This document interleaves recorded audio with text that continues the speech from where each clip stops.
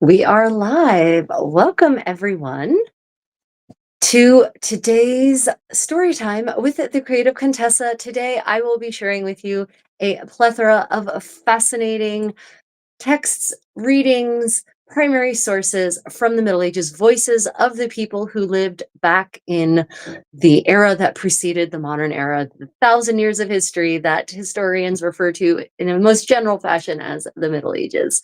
So today I have an array of types of readings.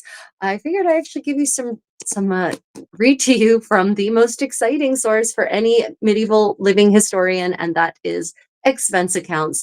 I'm going to actually give you a taste of what these expense accounts contain, the sort of items that are delineated and the manner in which they are delineated, and the way you can actually get an idea of the day-to-day life, the day-to-day happenings, how even for a general historian, these expense accounts are invaluable because they don't just talk about items. They talk about the payments that are made to people for services. They talk about the services rendered. So we can get an idea of the kind of work that is being done and paid for in the Middle Ages. So I figured give that a try. If you don't like it, we'll skip it at the next one. But trying different things out here. We're going to be reading some texts about medieval health, about remedies, about treatments, about recommendations for keeping one's body cleansed and clean. And we're also going to be delving a little bit into metallurgy, medieval metallurgy and work, and the sorts of equipment that were expected to be on hand for performing things like goldsmithing. And then I also have, we're gonna expand our horizons a little bit beyond Europe. We're gonna go to Korea, and I've got primary source accounts from the annals, the medieval annals of Korean history. And we're going to be doing some readings by King Se Jong the Great, one of the greatest monarchs in the history of humanity. And no, I am not exaggerating. So we actually have his words in his own voice by the corps of chroniclers that existed in Joseon, actually in Korea as well. These chroniclers, it was a sacrosanct profession, and the chroniclers, historians, would follow the king around all day, every day, and record every single thing he said and every single thing that happened. And then those notes were compiled into the annals. And so we actually have the words of Se Jong himself. And he did indeed say some very wise things. So there are good suggestions for rulers, even in the modern era, to be kept in here. So I'm trying to expand your horizons a little bit today. And then finally, we're going to go back to our book of etiquette. Yeah, you see this? My cats did this to this book while I was gone. They literally bit a chunk out of the cover and ripped off one of the layers of the cover all the way down to the spine. Fun, huh? Kitties for the win. Sorry, let me just pop up the questions. Takeda, lovely to see you. Free from Life, thank you for joining us today. Susan, lovely to see you. Okay. So from the Book of Caring, the John Russell's Book of Nurture from the 1460s, I'm going to read to you How to Dress Your Lord. So this is an invaluable resource for fashion historians, for living historians, because this is literally step-by-step instructions to a valet, and by extension to a damsel, a lady in waiting, as we now call them, on how to dress your lord, your liege person, your lady. So this is specifically aimed at the a man, a lord, but I'm confident that all the steps apply for a lady as well. And you're going to be surprised at the extra things that a valet must do to ensure their lord's comfort in getting dressed in the morning. So this also talks about the layers. It talks about what goes on first, what comes next. And of course, you're going to get an idea about just how important hygiene was in the Middle Ages. Again, I just recently saw this infuriating Instagram video, and I'm confident it was meant to be clickbait, and it was. And it was this woman who clearly doesn't actually understand either cultural history or the modern world, in which she talked about, well, how all these people are defending the Middle Ages as not being dirty and not being as dark and grim as we think about them. Well, in fact, they were dirty. People were uneducated and they were violent. And I watched this video and I thought, yeah, but no more than the modern world, actually. really. And especially if you travel and you get beyond little town, small town America, get out into the broader world, you're going to see just how dirty and violent the world actually is. And that's not me casting aspersions.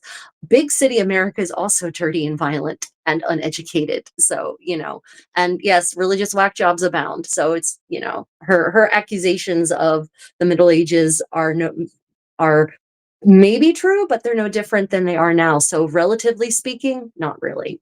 Anyway, so you're going to get a reading to show just how important cleanliness actually really was, in fact, in the 15th century. Yeah, Susan, so Se Jong might have been the king's case note, as it's called in the official translation.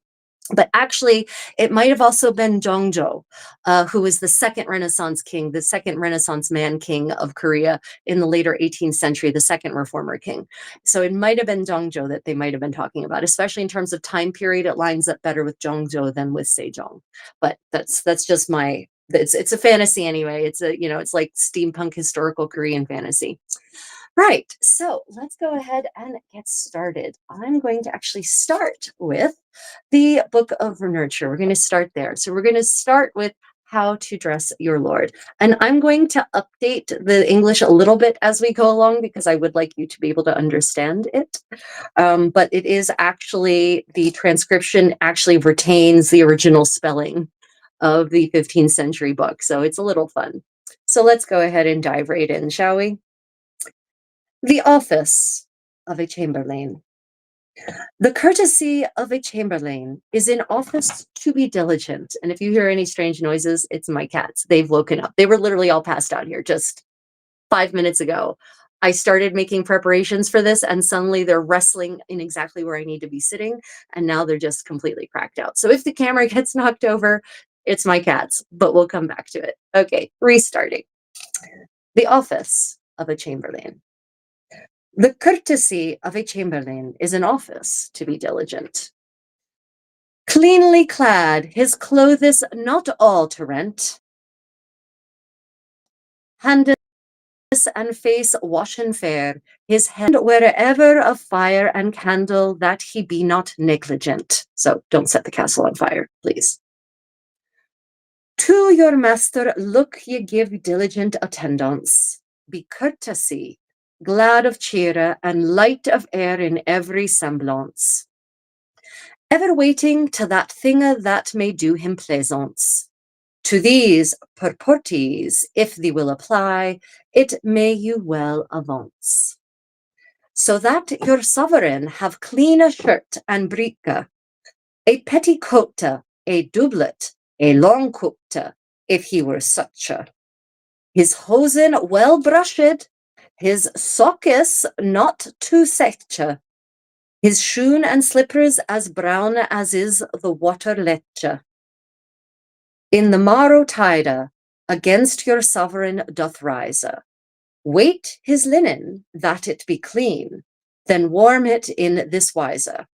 By the clear fire without smoke, if it be cold or freeze, so may thou your sovereign please at the best assise.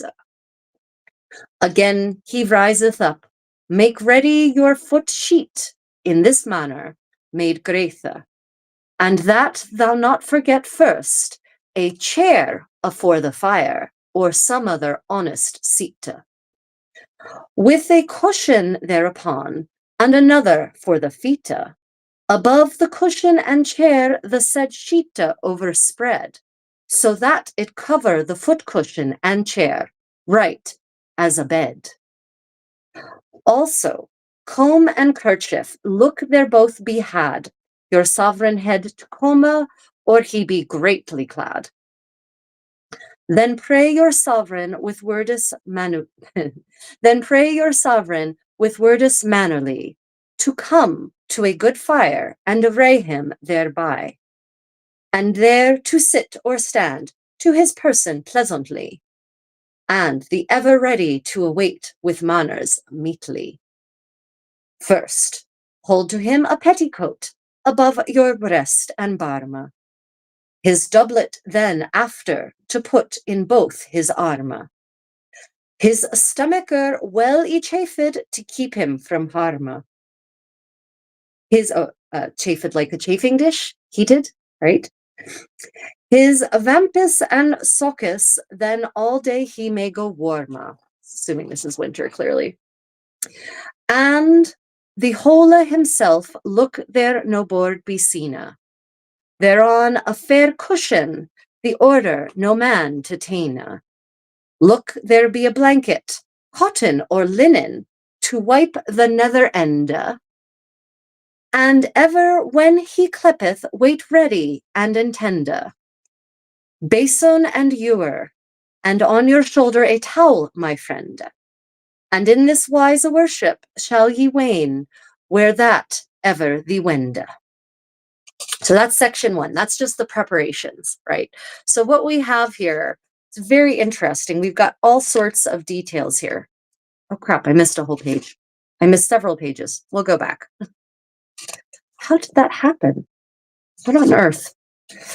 Okay, sorry, backing up. Back to Vampus and Soccus. Then all day he may go warm. Then draw on his soccus and hosen by the fire. His shoon laced or buckled, draw them on sure. Strike his hosen upward his lega, the endora. Then trusse them up straight to his pleasure. Then lace his doublet every hole so by and by. On his shoulder, about his neck, a kerchief there must lie. And courtesy then the comb his head with a comb of ivory, and water warm his hands to wash, and face also cleanly. Then kneel down on your knee, and thus to your sovereign thee say, Sir, what robe or gown pleaseth it you to wear today? Such as he axeth for, look thee please him to pay. Then hold it to him abroad, his body therein to array. His girdle, if he wear, be it straight or loose. Set his garment goodly, after, as thee know it, the use.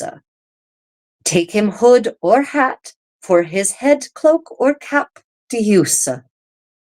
So shall ye please him prestly, no need to make excuse. Whether it be fair or foul, or misty all with rain, or your master depart his place, afore that is be sane. To brush busily about him, look all be pure and plain, whether he were satin, or sandal, or velvet, or scarlet, or grain, prince or prelate, if it be, or any other potestate, or he enter into the church, be it early or late, perceive all thing for his pew, that it be made preparate. Both cushion, carpet and curtain, bedis and book, forget not that. Then to your sovereign's chamber walk thee in haste, all the clothes of the bed them aside thee cast. The feather bed ye beat without hurt, so no feathers thee waste. Fustian and sheet is clean by sight, and sans the test. Cover with a coverlet cleanly, that bed so mannerly made. The bankers and cushions in the chamber, the same fared ye spread. Both a bed sheet and pillow also, that they be safe upstad. The urinal and basin also, that away they be had.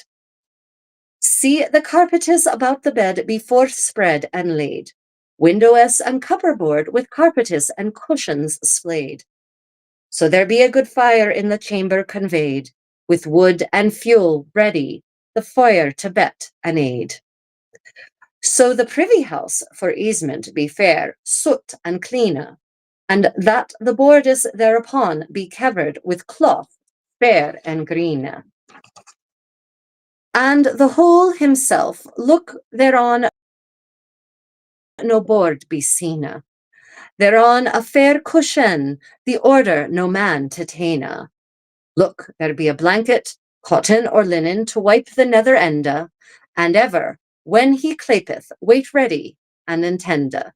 Basin and ewer, on your shoulder a towel, my frienda. In this wise worship shall ye win, where that ever ye wende. Right. So this is actually 15th century English, which technically counts as early modern English.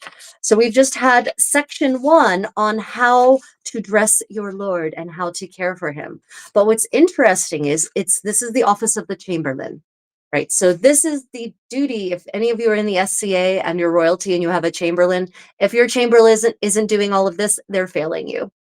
So basically what we have here is a list of steps for the Chamberlain, what modernly we would call a valet, to attend to his lord. And I'm going to just assume right off the bat that all of this assumes in the inverse for ladies as well. So if you have a damsel, like if one of my damsels, if my damsels are watching, pay heed, you need to step up your game a little bit.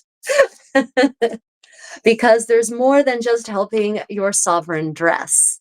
Not only do you have to dress, but you have to lay everything out in advance. And that makes really good sense, especially in the winter, especially in the cold months, because this is all about preventing your sovereign from catching the ague, from catching their death from the cold. And so you want everything to be laid out. Chairs need to be covered in cushions, a foot cushion laid out, and then all of that is covered in a sheet, right? So it's all cushioned and padded, but it's all covered in a nice cloth. And then things need to be warm. They actually talk about warming the stockings and the socks and the underwear by the fire, warming all the layers by the fire. But you'll notice what's very important here. They talk about a clean fire, which also means that part of the Chamberlain's job is to ensure that the fire, now whether they do it themselves or they have probably someone from the scullery doing it, but either way, their job is to ensure that the fire is a cleanly burning fire, so it's not smoky. And also that the smoke is escaping through, if you have a chimney piece, through the chimney piece, or if it's just a hole in the ceiling, through the hole in the ceiling. So there's a lot of duties that go with helping your sovereign dress, not just checking, just, putting their clothes out for them and watching them get dressed, right? You have to make sure that their clothes are smooth and clean and warmed by the fire, right?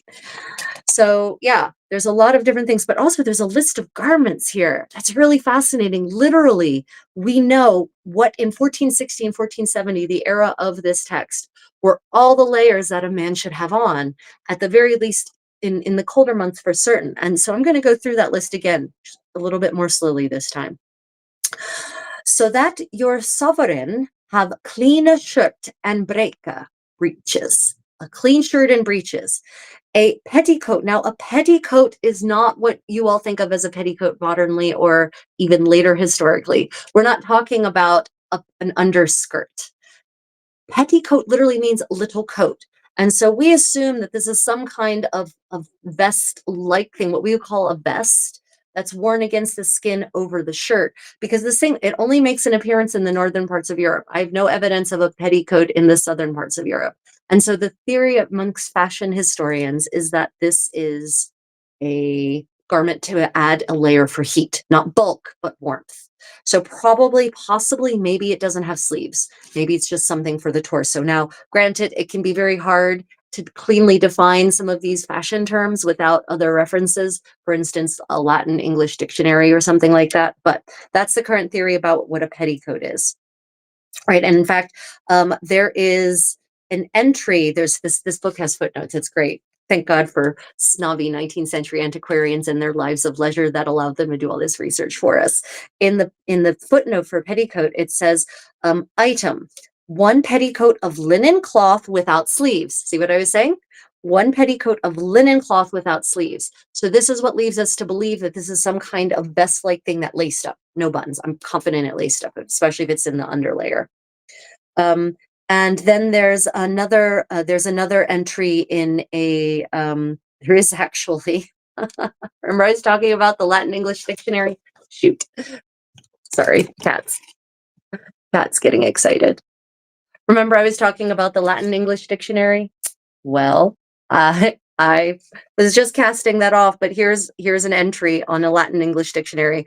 Subucula le est etiam genus intime vestis, a petticoat. So yeah, it's literally it is intimate, underwear, absolutely underwear, worn over the shirt against the skin. So if you are looking to add warmth to your kit, to your 15th century kit, Make yourself a petticoat. What does it look exactly like? I'm going to imagine it's some kind of sleeveless thing. You've got an arm's eye.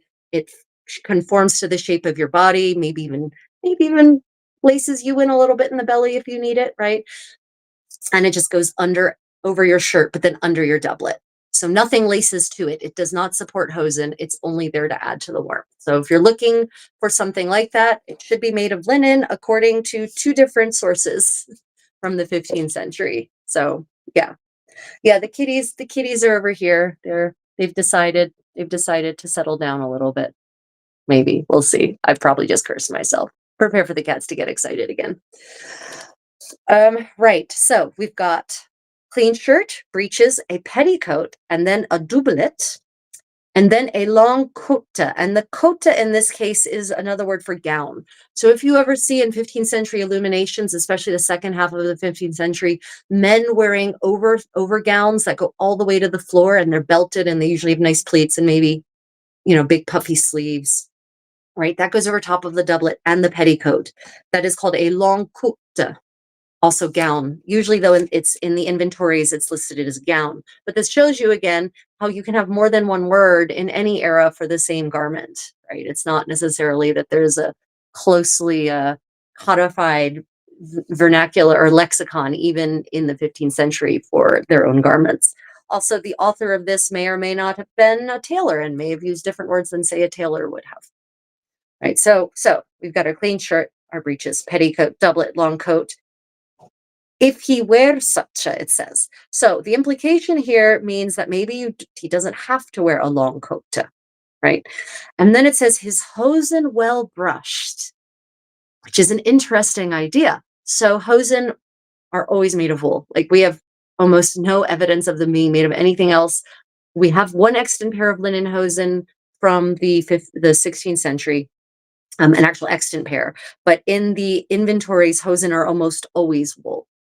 And the expense accounts are almost always wool. So brushing his hosen will help remove dust. It will help remove any little bits of anything that have clung to it, right? So this is how you care for your woolen hosen. You brush them. It will also remove mud. It will also remove dirt, whatever.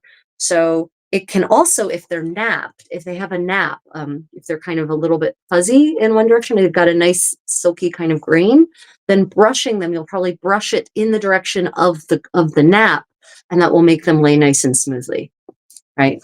So his socks, not too set, right? So this tells us, and I've mentioned this theory that I've had for a couple of years now, reading these inventories, because you have the same thing in the Italian inventories. You have entries for socks and you have entries for hosen. And this is the way I wear my own hosen. I wear socks underneath of my hosen, my stockings, because then my stockings stay clean longer. The feet of my stockings stay clean and wearable longer. And my feet eat through the hosen much less quickly if I've got socks on. And I'm pretty certain it's the same idea, but also for warmth, right? It's an extra layer, smaller, probably over the ankles. I don't know how high they went because seen an extra pair from this part of Europe, right? So probably this pair of sockets, and maybe they're knit, cut out of cloth. Who knows? I could reconnecting really. Oh shoot, guys.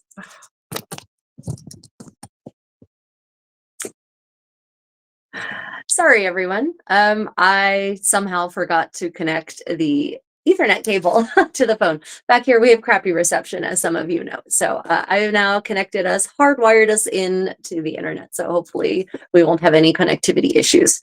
Okay, so hosen and socks underneath. So that's how I've been doing it for years, just because I found that I ate through my stockings much less quickly and therefore had fewer repairs to do less often. So yeah, for those of you who have been wearing socks under your stocking, your hosen, you've been accidentally authentic. And then his shoon or slippers, and this is one of the earlier usages of the word slipper I've encountered in English, in the context of a shoe-like thing that is probably possibly only worn inside, hence the difference between schoen, shoes, the plural of shoes in the 15th century, and slippers. Now they're probably still made out of leather. They're probably just or a fine cloth maybe. We don't know here. I'd have to look in the Howard household accounts and see if I find any references for purchasing slippers and if it mentions their materials. So shoes or slippers, probably the implication being if you're is fighting me, but it is. Everything is fighting me today. It's probably because I'm excited. Okay. Right. So I'd have to look and see if I find any specific materials for slippers, but I can't recall any offhand. But interesting, it says as brown as a water leech. So I don't know why that could be popped in there just for rhyme because we have extant shoes from the 15th century that are dyed other colors than brown. So who knows? Who knows? But then it actually says on the morrow tide, against your sovereign doth rise. Against mean when he rises. Put his linen that it be clean. And, this constant focus on cleanliness, right? There's so much emphasis on cleanliness. I don't know why people cling to this idea that the Middle Ages was inherently dirty. No more dirtier than it had to be, no more dirtier than your average modern city. Now, granted, well, it depends on where you are in the world. Different cities, modern cities have different levels of cleanliness. But I'll tell you, I've been to some or major urban centers in South Asia, France, for instance. They can give their medieval cities a run for their money. Anyway, take the linen that it be warm by the fire. And remember, we've got a clear fire. And when your sovereign riseth, you make ready your foot sheet. So you've got this cloth on the ground that's just for feet. And again, that's going to be to keep feet warm. That's going to be against the cold, right? And put the chair in front of the fire, right? And this is where you put the cushions on it and you cover it in a sheet. And then then the order of operations, the order of garments, right? And how exactly you should stand in order to help him dress. So you should stand by him. You should, wait quietly. So for the leisure of your sovereign, and you should hold the petticoat above your breast and barm. So this is interesting because it says first hold to him a petticoat above your breast and barm. So about this level. So, that is about probably the level of his shoulders and arms so that he can easily put his arms through the arm's eyes, probably. His doublet then after, to put in both his arms, it says it right there, and then a stomacher. So the stomacher is again something we don't get in Southern Europe or until the 16th century, but in the 15th century in England, and Ireland and Scotland, by the way, and northern France, the little ice age is coming on, and it's getting cold, and so the stomacher is literally a piece of fabric that goes over the laces and gets pinned into place, and it covers that gap, any gap. So it's going to add an extra layer of warmth, but it's also an extra fashion layer, right? Because now you can embroider the stomacher, put jewels on it, all kinds of fancy stuff. So again, this layer that you might not have recognized as a separate layer in paintings, but here we're told it is a separate layer. And the stomacher should be warmed first to keep him from harm, right? To keep out those miasmas and those agues. Now, vampus. So this is actually this is, what's the word I'm looking for? Those things that soldiers wore in World War I that came up to their knees. Gaiters, right? These are like gaiters.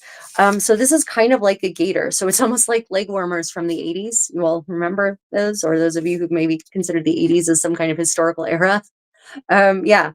Kind of like leg warmers, right? They probably came up to only the knee, and actually you can see them if you look at 15th century depictions of the hunt. You will see the actual hunters who are out there going through the water, going through the brush. They've got cloth wrapped around their calves and tied at the top and the bottom. I'm pretty certain those are vampus, right? Vamps. And so you put your vamps on and your socks, then all day may he go warm. So literally it tells us these extra layers are for warmth. Then draw on his sockets and hosen by the fire. So he needs to be by the fire for this to happen. Then, then his shoes get laced on. So by now he's got his shirt on. He's got his petticoat on, this vest-like thing for warmth. He's got his doublet on. He's got his sockets and vamps on. And then comes his hosen, and then come his shoes. And they actually, your job as your Chamberlain is to actually draw the hosen upward to actually help him pull the hosen up. And then it's your job to actually point them, which they call trussing them up straight to, right? So, and to his pleasure. So what that means is, for those of you who've ever worn a doublet and hosen that actually properly lace in, I know there are those of you out there cheating and using those spandex tights, but that's not proper medieval hosen. Proper medieval hosen are made of wool and have to point into your doublet, right? Truss them up. And by his pleasure, what that means is there's different levels of trust that you can achieve with pointed doublet and hosen, right? You can achieve full trussing, which means that the holes of your hosen and the holes of your doublet are flush, and the points go straight through and they tie tight and everything. It's seamless. But if you actually start looking at 15th century depictions of men in just their hosen and doublets, particularly men usually who are executing people, because that's a particularly active thing, you'll actually see that there's sometimes a gap between the hosen and the doublet, and the laces are loose. So there's different degrees of tightness that you could achieve by loosening or tightening those points, those laces. And it's actually indicates here, to his pleasure, that each person sort of decided how tight they wanted their doublet. It wasn't always, it's either entirely loose or entirely tight with the hosen. Like, these little details you can just glean from these sources. It's just amazing. And then it lace his doublet every hole. Every hole. Don't get lazy. I know some of you are out there lazy. You skipped some holes on your doublets. Don't do it. No, no, no. Bad boy, no biscuit. And on his shoulder, about his neck, a kerchief there must lie. So, some of you may have seen, if you look at 15th century portraits of men, if you look at the collar of their doublets, you're going to see a white cloth. This white cloth. Some people have theorized that it's part of their shirt, but this tells you it's not. It's separate. It's a white cloth, and the whole purpose of that white cloth is to go around your neck and be the thing that takes the disgusting skin conditions, right? So all the dirt, all this oils that kind of accrue on your skin. Well, if you don't wear this neckerchief, or you don't have this white linen neckerchief there, that's going to end up on your doublet. And your doublet is not easy to clean. It's not easy to get the stains out of a doublet. It can't just be laundered like linen can be. So to counter ring around the collar on the collar of your medieval doublet, you put a kerchief on, right? So the kerchief goes on, and it doesn't say anything about pinning it, but I'm going to tell you that it's likely that it's going to get pinned in some way, because the medieval wardrobe, 14th, 15th century, 16th century, men and women, tons of pins go in to hold things in place. That stomacher is held on by pins. Guarantee it. 100% guarantee it. No, not hooks and eyes, not laces, held on by pins. I can almost promise you in the 15th century anyway. So you've got this neckerchief on to keep things clean. And then, and I'm sorry, I can't keep up with the comments. I'll take a break and then I'll ask for questions. Okay, guys, because otherwise we won't get through the readings. I'm sorry. I apologize, but I need to get through my thoughts before we get to Q&A time. Okay, so he's got this kerchief on, and then it says, and courteously then you comb his head with a comb of ivory. So, we have lots of, we've two kinds of combs that survive, materials. We have wooden combs and we have ivory combs. And here it's saying that ivory is the right choice for your sovereign, not wood. Ivory is the one you should use. But what's interesting is no one imagines, everyone imagines the damsel, a lady like me, for instance, with her damsels, and her damsels are combing her hair, which you can see in my getting dressed videos. If you go and on my YouTube channel, I've got full length getting dressed videos. I know you guys are out there in different platforms, but on my YouTube channel, I have full length getting dressed videos for Italian and Burgundian fashion, right? And you can see my ladies, or my valet, and my Chamberlain in the case of one, combing my hair. And no one ever imagines that that there's a man doing that for his lord. But here it is. Lords did not comb their own hair. Their chamberlains did their hair for them. So a chamberlain had to know how to dress their lord. They also had to know about how to do their hair, right? And depending on the part of the 15th century, that may be more or less complicated, depending on what style of hair is in fashion. Towards the end of the 15th century, in the 1460s, when this is coming in, hair is getting long again for men. So there's actually hair to be combed and to be forced to take a decent shape. So, it doesn't specify here what might need to be, what might need to happen to get the hair to lay mannerly, as they say. But I'm going to guarantee you there's at least some water on hand to wet that comb and wet that hair and make it behave. I think we all know the kind of hair about which I'm talking. Okay, so then it says, and water warmer his hands to wash, and face also cleanly. So it's interesting. In my dressing process, I always start by washing my hands and face. But I'm not living in the winter or the late autumn or early spring in 15th century England, right? Usually I'm doing these encampments in the middle of the summer when it's at its hottest. And so here the stricture is to get all of the underlayers on. And this is what really divides it for me. This is what tells me what counts as an underlayer and what counts as an overlayer in the 15th century, right? Hosen are on, doublet is on, socks are on, breeches are on, all of that's on. And now, finally, we can do hand washing. So to me, that means in the 15th century mind, all those layers are still underwear.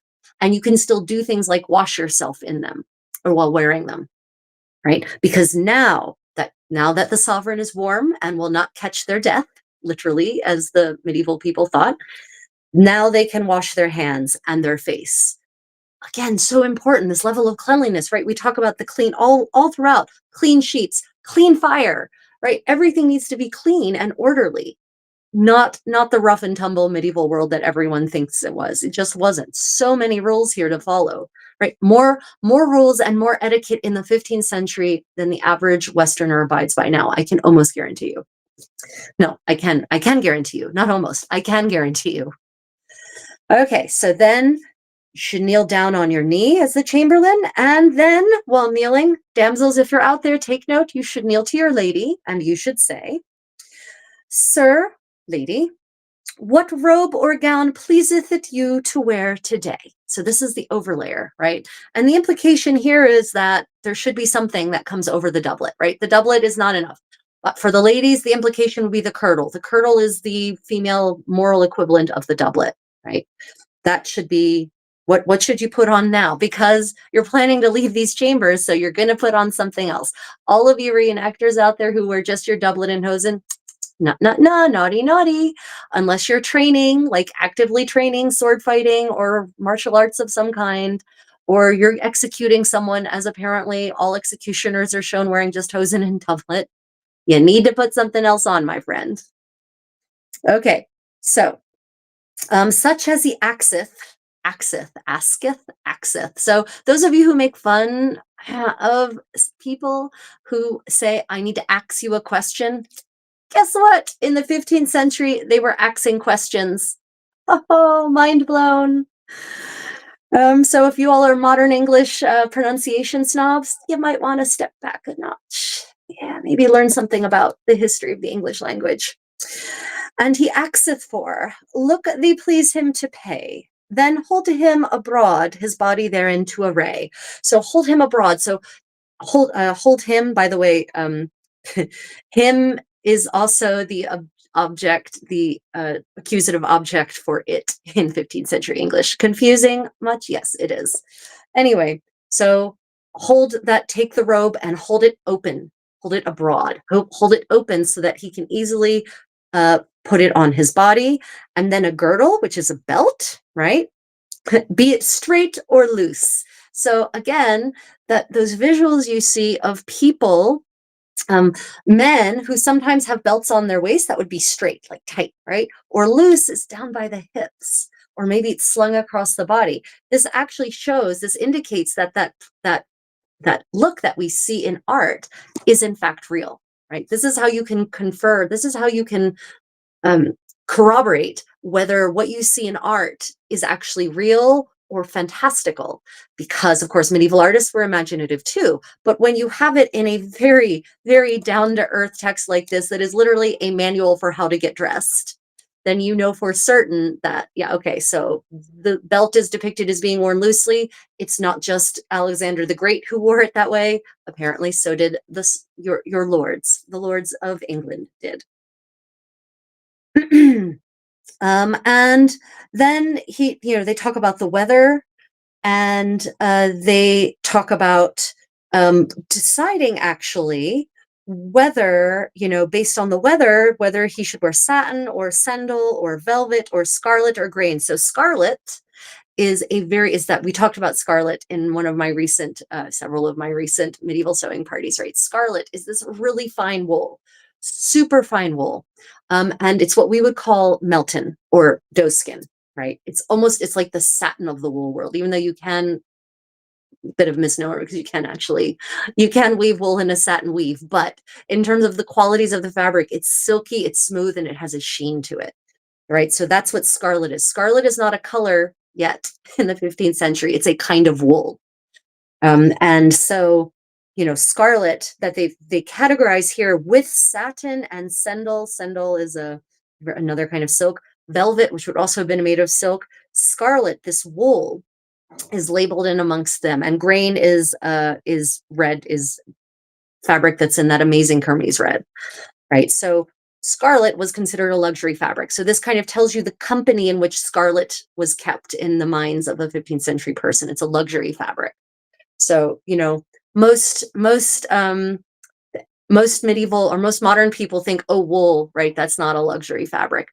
Oh, baby, it was absolutely, even in the 15th century. You had different calibers of wool, right? You had the ruffle, the russets, as it were, that were suitable for the working class, literally according to the sumptuary laws. But then you had scarlet, which was suitable for the upper classes, absolutely. Yep. So, and then this is the interesting part. Um, Prince or prelate, if it be, or any other potestate, or he enter into the church, be it early or late, perceive all thinga for his pua, that it be made preparate. So the chamberlain's job is not just in the chamber, it's to prepare, it seems like, any space for the lord or the lady, right? Any space, including chapel, the pews at the chapel or the church, wherever they're going to go pray or hear mass, right? So they actually have to make sure there's cushions and a carpet and curtains, and that there should be beads, prayer beads, bedis, and a prayer book.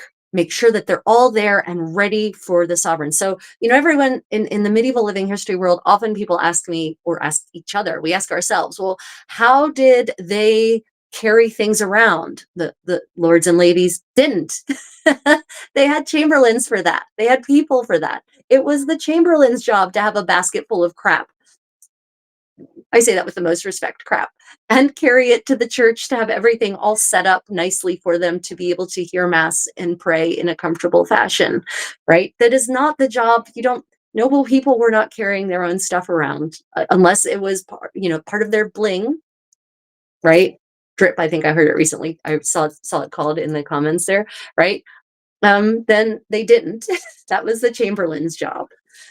But then there's also the task of seeing to the.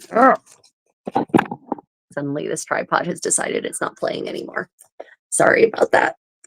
My condottiero was supposed to bring back new equipment for me, and unfortunately, it's not going to happen. I'm going to have to go buy a new tripod. My cats. So I went to Japan for 2 days. Some of you may or may not know, but I did. I went to Japan for 2 days and visited a very historic part of Japan, very little known to people. Anyway, while I was gone, the cats had a party in my studio. I literally had to put this room back together. I don't know what they did. I don't know whom they invited, but a lot of my equipment took some damage over the weekend, the last couple of days. Anyway, so I apologize for that. I'll have it fixed hopefully by the medieval sewing party on Sunday morning, my time. Okay, so here we are back to talking about the things that this chamberlain must do in order to prepare for prepare things for their lord or their lady. So the sovereign isn't just dressing their lord, or the chamberlain isn't just dressing their lord or lady. They're not just preparing the space out there for comfortable spaces for their lord or lady out in the world beyond the bedroom. They also have to make the bed. And so this also tells us about the layers of a medieval bed, right? So in combination with inventories and expense accounts, in combination with art, here we see how a medieval bed was made, right? And also how important it was for them to be cleaned every day, for it to be made up every day. And for those of you who have ever slept on a proper medieval style bed, which means multiple layers of mattresses, this really complex mattress system, you know that everything in here you have to do. You have to fluff it up every day. Feather beds, straw mattresses, all of them have to be fluffed up and redistributed every day. So you have to take all the clothes of the bed and toss them aside so that you can get to the feather bed for the mattress, right? And you need to beat the feather mattress, but it says here, make sure to do it carefully so that you don't beat feathers out of it, right? You don't want to waste any feathers. So no feathers ye waste. And then the fustian and the sheet is clean by sight. So you need to make sure that at least they look clean, right? If they don't look clean anymore, it's time to change them. And fustian is, I'm going to say that probably is a mattress cover, right? It's a mattress cover made of a heavy cotton linen blend. So it breathes really well. It's resistant, it's antimicrobial. And this is basically what I would call your bottom sheet. Like this is, you're not going to sleep on this directly. There's a sheet on top of that for comfort, but this is like a mattress cover. Like this covers the feather mattress and provides an extra layer, making sure that none of the fluids of your body end up in the mattress, right? They end up, the fustian catches that all and the fustian gets laundered, right? And then you have a sheet over top of that, right? Make sure that the chamberlain's job is to make sure that they're clean.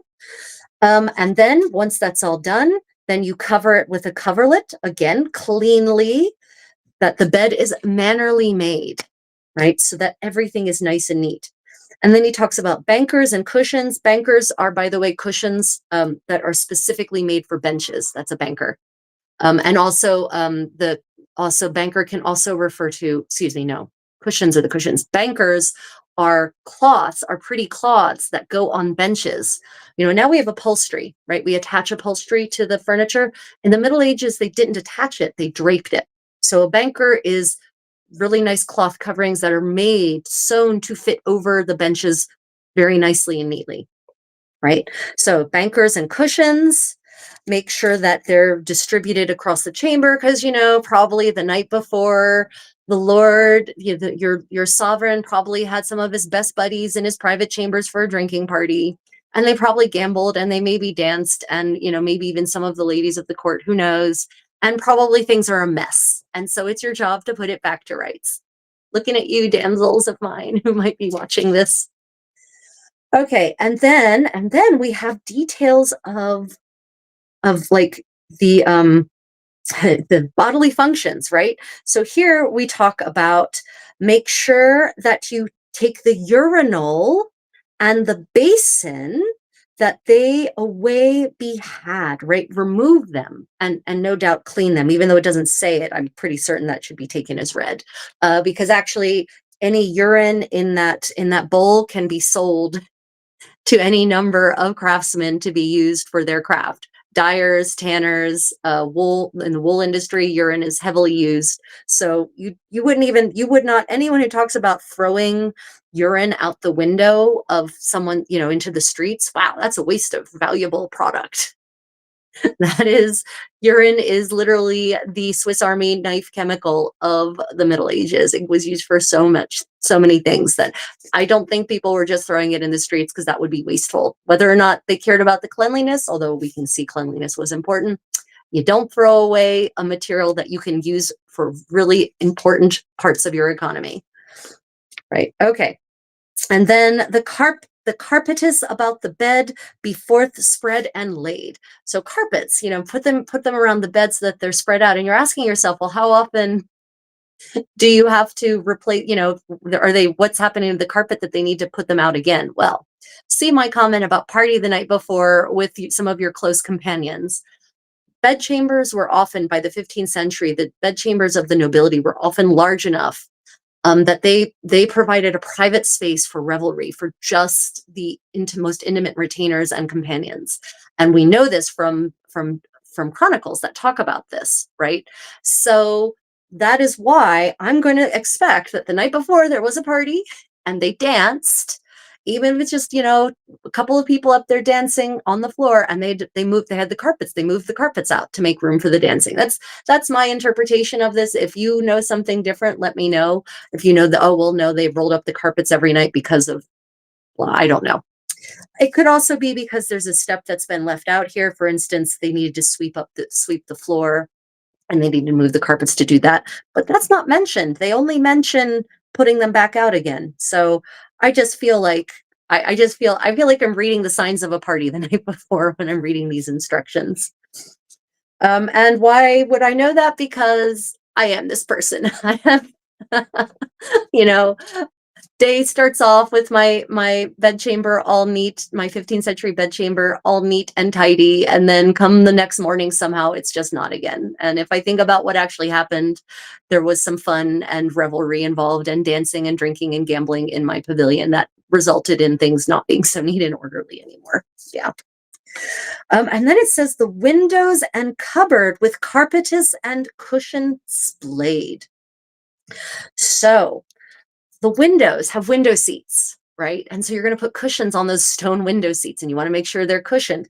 And the carpetus, though, the windows themselves, this might actually be an indication, especially in certain seasons, that you need to make sure the windows are covered to keep the air out, because in the 15th century, very few people had glazed windows, meaning windows with glass, not even in the nobility. This is the era when the nobility are just starting to glaze the windows of their homes across Europe, by the way, Italy to England to Scotland. Most people have been covering their windows when they needed them covered with wooden shutters, or if they wanted light, some kind of light, then oiled vellum, or very thinly sliced stone of a specific kind whose name is escaping me, right? So this is the era when things were just finally getting glazed. So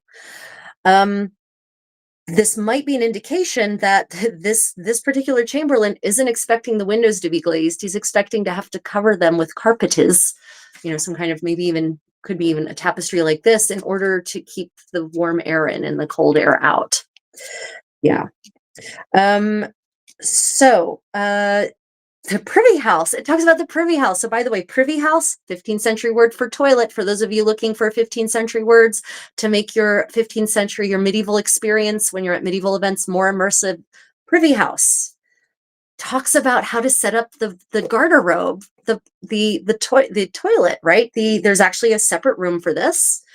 And it actually talks about that it should be fair, sutta, and clean, right? It needs to be clean. It can't be dirty. Sutta is sweet, by the way. It should smell good, and it should be clean. So anytime people think that medieval people didn't notice bad smells, wrong. Wrong, wrong, wrong, wrong, wrong, wrong, wrong, wrong, wrong, wrong, very wrong. They absolutely did notice bad smells, and they also recognized that they wanted sweet smells. So the privy house, for easement, easement, that's a fun euphemism, eh? For easement, should be fair, sutta, and cleana. So the boards, there's boards there, right? But the boards should be covered with a green cloth, a fair and green cloth, right? So you're not just sitting on bare wooden boards. And if any of you have been to an outhouse, how many of you have been to an old school outhouse, like the wooden kind of outhouse? Have any of you walked away with some splinters, maybe? In the Middle Ages, they were smarter than that. They covered the boards with cloth so that there will be no splintering, right? And also the cloth can then be cleaned, and the boards therefore also stay clean, right? This so much focus on cleanliness. Yeah, right? Medieval times were so much better in many ways. Like, we think we are the epitome of civilization and order, but maybe we're not as awesome as we think we are all the time, in everywhere and at all times. Right? And it actually says specifically, the covered that the board is thereupon be covered with the cloth fair and clean, and the whole itself look that no border be seen, right? Look that no wood shows at the hole. So the cloth goes all the way to the hole so that there's no chance of splintering. Very important, right? And also, not only cloth, but there's a cushion. So feel sorry for the laundress a little bit here. But apparently, you need a cushion to sit upon. I mean, uh, I know when I was growing up, I remember my grandmother had actually cushioned toilet seats, and that was actually kind of nice. Most toilet seats now don't have cushions anymore, right?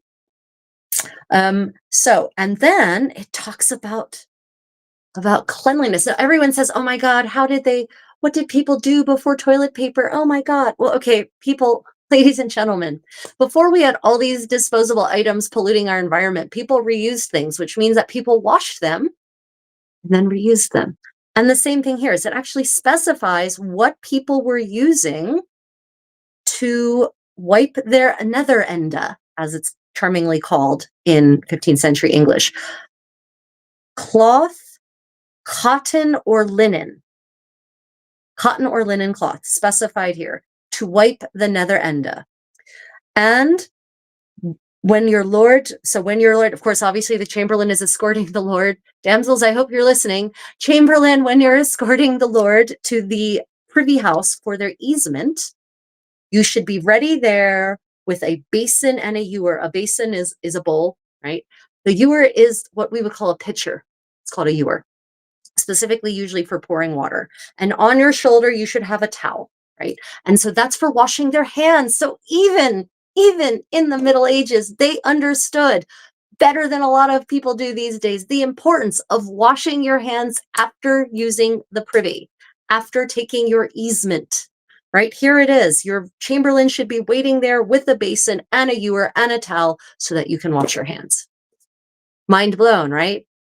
Yes, this is really, really and truly the Middle Ages, right? This shows how important cleanliness is, orderliness is, keeping things in good shape, making sure everything is comfortable, right? So this isn't, for some of you maybe who are new to my channel, welcome to the new Middle Ages. Okay, so that is, there is actually more. There's instructions on the wardrobe and how to take care of the wardrobe. We will pick that up at our next story time with the Contessa. Okay, now I will ask, are there any, and now I'm going to let everyone know I can take a joke and I can take teasing, but I will not take anything that makes the chat section unpleasant for people. So I'm now going to ask if there are any questions, genuine questions, please, because we don't have time to walk through a bunch of nonsense. Allergic to water? Well, there's other ways you can. If you're allergic to water, you can use urine to wash your hands. Okay. So any questions about getting dressed or cleanliness, the duties of a chamberlain? Ryan, are you still there? Well, yeah. So remember, a lot of people don't have running water in the world. I know a lot of people think, especially Americans and even Europeans, tend to think, well, I have running water. Doesn't everyone have running water? No. Probably most people in the world by population do not have running water. Actually, that's a modern luxury. And that's not a modern luxury, it's a luxury. Question, do you think the petticoat might be similar to the pourpoint in shape and style? Yes, Takeda, I'm going to assume that the shaping of the petticoat is whatever is the same shape as the doublet that will go over it, right? So it's probably the doublet is cut to fit over the petticoat, but the petticoat is going to have exactly the same shape. It would make no more sense otherwise. I think that's where I would go with that. Yeah, I definitely think so. Let me see. What have I missed? Yeah, Virginia, you've missed some fun. So definitely worth rewinding. What did they use for baby diapers? That is a good question. So they didn't. So as far as I can tell, so they did swaddling clothes for the first up to a year because they thought it would help the baby stay straight. They weren't, just like now, where we don't know everything, even though we think we do, and we're doing things that are actually harmful to our body and development. Same thing in the Middle Ages. They also didn't know everything and also did things that were harmful to their development. And swaddling clothes are probably one of the most harmful things. They thought it would help the baby grow straight by binding them up basically like a mummy and just like wearing them in swaddling clothes until sometimes almost the age of 1. But it probably actually hindered our development a little bit and may have led to deformations, in fact. So when they're in swaddling clothes, just, just kind of, yeah, as far as we can tell, they didn't do diapering. They would actually, until children were potty trained didn't wear bottoms. They just literally let them walk, toddle around in a shirt and just kind of cleaned up after them. As far as I can tell, I haven't looked too in depth into it, but that is my understanding. Now, that could be because this was something that wasn't, I haven't found a primary source that talks about it. We're going based on the visual evidence.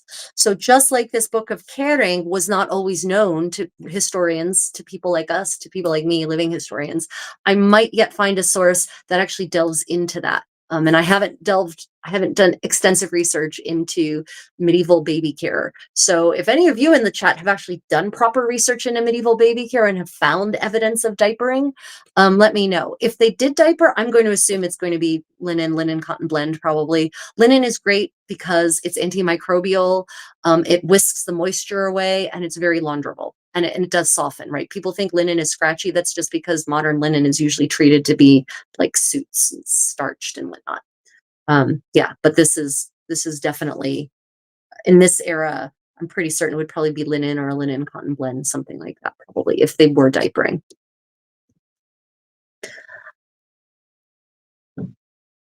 Oh goodness, I'm sorry, I missed a lot of. The chat is moving really quickly. Okay, moving on to our next thing.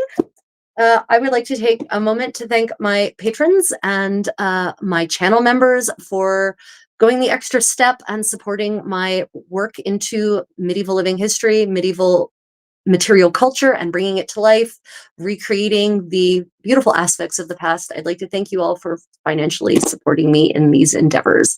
You guys are making it possible for me to share this information and my passion and knowledge with you in this manner. So did they clean linen like every 3 hours? So that's a good question, Lewis.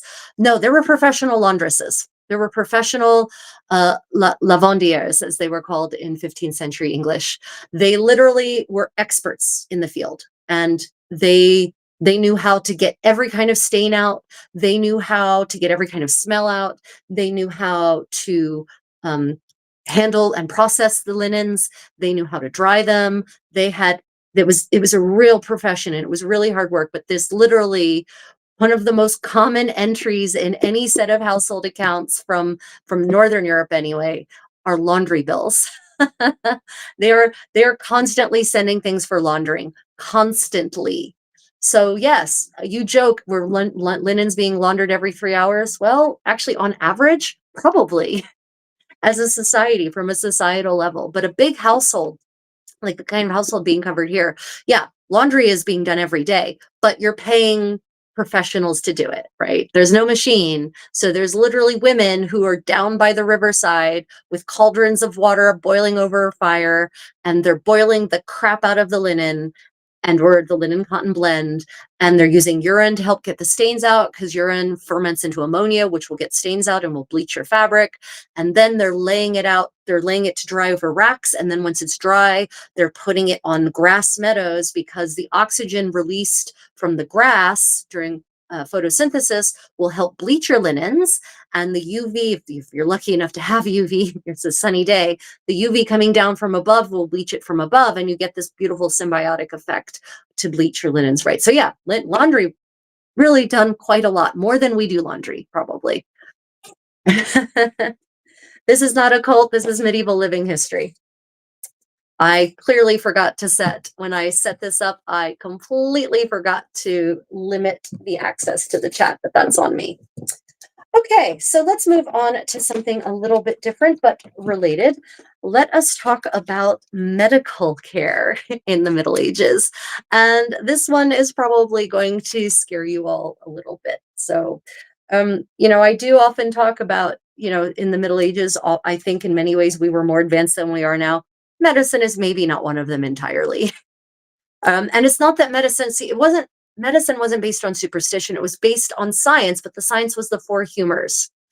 And that's actually the basis of Oriental medicine too. But we now understand that it's more complicated than just humors. Sometimes that worked out actually, and sometimes the humors actually kind of vaguely aligned to the way an organ system worked, but not always. And a lot of herbs and plants and even some minerals actually do have serious pharmaceutical actives in them, and so they were effective as medicine, and they did understand how to make things like analgesics. And I'm going to read to you a recipe for an analgesic, something a topical painkiller. So medieval medicine was not as backwards as people think, but that's because people think it was crazy backwards. It was only slightly backwards and slightly destructive. So let us look at a medicinal bath for a consumptive. This is from the Breviarium Bartolome, written in the late 14th century. So a consumptive is someone who has tuberculosis, by the way, or something like tuberculosis. Also, here is a bath which has been proven to be of value. Oh, no, wait, I don't want to have, okay. I'm going to read this, but trigger warning, this is super disturbing. If you have an issue with animal abuse, you might want to mute me until we're done with this section. No, I don't want my channel blocked. We're going to go on to this special diet for consumptives. I don't want my channel being demonetized. Special diet for consumptives. The bath for consumptives is very disturbing. I'll just say it involves puppies and leave it at that. Special diet for consumptives. Same source, late 14th century England. Oh, sorry, no, different source. 15th century translation of John Arden's treatise on the fistula, which is actually from the 14th century. Okay. Milk is of the greatest possible value, especially if it be that of women. Ass's milk is next to be preferred, then that of goats. The milk ought to be imbibed direct from the udder, but should this be impossible, then take a salver which has been washed in hot water, and allow it to stand over another full of hot water. Then let the animal be milked into the salver, and milk immediately proffered, for it very quickly turns bad. If it be feared that this has occurred, boil the milk over the fire, add a pinch of salt or honey to it, and let this be absorbed. Or drop into the milk either heated stones taken from the river or a red-hot iron. Moreover, wine should not be drunk during the whole period in which the milk remains in the stomach, for the wine causes the milk to coagulate, and this changes it into the nature of a poison. The patient can also eat the flesh of all the usual kinds of fowl which fly, except those which live on the water, likewise the flesh of kids, lambs, and unweaned calves, or of the young rabbit.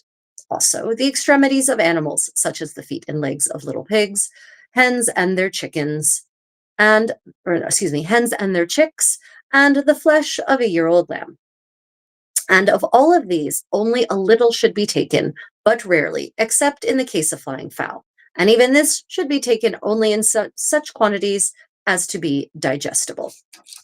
So this is how consumptives, people who have tuberculosis, should supposedly eat, right?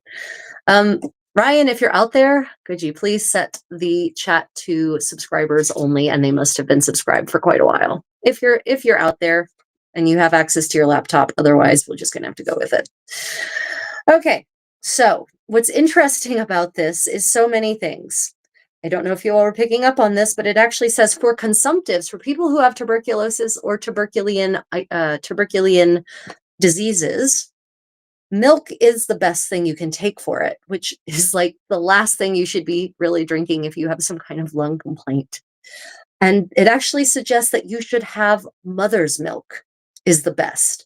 And then ass's milk, donkey milk. I don't know anyone who consumes donkey milk these days. Followed by goats, and it never even mentions cows. But what's interesting is there's an acknowledgement here that keeping things at a proper temperature will keep them from turning foul. And that if it has turned foul, that you can kill off the microbes, which they didn't know what microbes were, but they know you can basically render it safe again by boiling it. Right. So even in the Middle Ages, they understood the mechanism of boiling, or they understood that it worked, even if they didn't necessarily understand the specific microbial science underpinning it. Yeah, that would be my husband. Yeah, sorry everyone. I set up this live stream. I scheduled it from my phone, and unfortunately, I have no control over who can participate in the chat when I do that. I forgot to go to my laptop and fix it. Apologize to all of my fans and followers out there. Mea maxima culpa. Right. So they actually understood the idea of boiling and taking care of the things that made it toxic, that made it poisonous, as they say here. They also talk about adding salt or honey to it and let it be absorbed. So they understood. So honey is also antimicrobial. And what honey will lead to formation of of positive microbiota, right? And salt will obviously also just kill off. It's antimicrobial, just like all the way around. And salt will also actually, in the case of say like sauerkraut, adding salt will allow only healthy, nutritious, healthful microbiota to develop. So even if they didn't understand the mechanism, they understood that it worked, right? And then it actually, what it says, they also acknowledge that if you drink, if you've had the milk, don't chase it with wine, because you're going to literally cause it to coagulate. You're going to cause it to turn into like cheese curd in your stomach, which is very unpleasant. But what's interesting is they have the way to boil the milk is not to boil it and to put it in a pot necessarily and boil it. Their suggestion is, well, I mean, you can do that, but they also suggest to take either river stones, which in this era would have been pretty clean, and heat them in the fire and put them in the milk, right? So an internal boiling instead of an external boiling, or a red hot iron, right? So yeah, that is an interesting, if you're trying to boil something and you're at a medieval encampment, right? And you want to boil something, if you want to boil something quickly, if you already have a fire and you already have hot rocks, you can put them in the liquid that you're trying to boil and it will bring it to a boil. And that's an authentic method of boiling things. Yeah, I apologize everyone. For those of you who are, just ignore the trolls. Like, that's the best thing to it. They get real bored if you ignore them. Okay, so here's an interesting passage about the dangers of water. So this is from 1398. Springtime is the time of gladness and love, for in springtime all things seem glad. For the earth turns green, trees burgeon and spread, meadows bring forth flowers, heaven shines, the sea rests and is quiet, birds sing and make their nests, and all things that seem dead and withered in winter are renewed in springtime. And water in springtime is unwholesome to drink, for it is made great and thick with vapors that must be removed. Also, it is infected with frogs and other worms that breed at that time.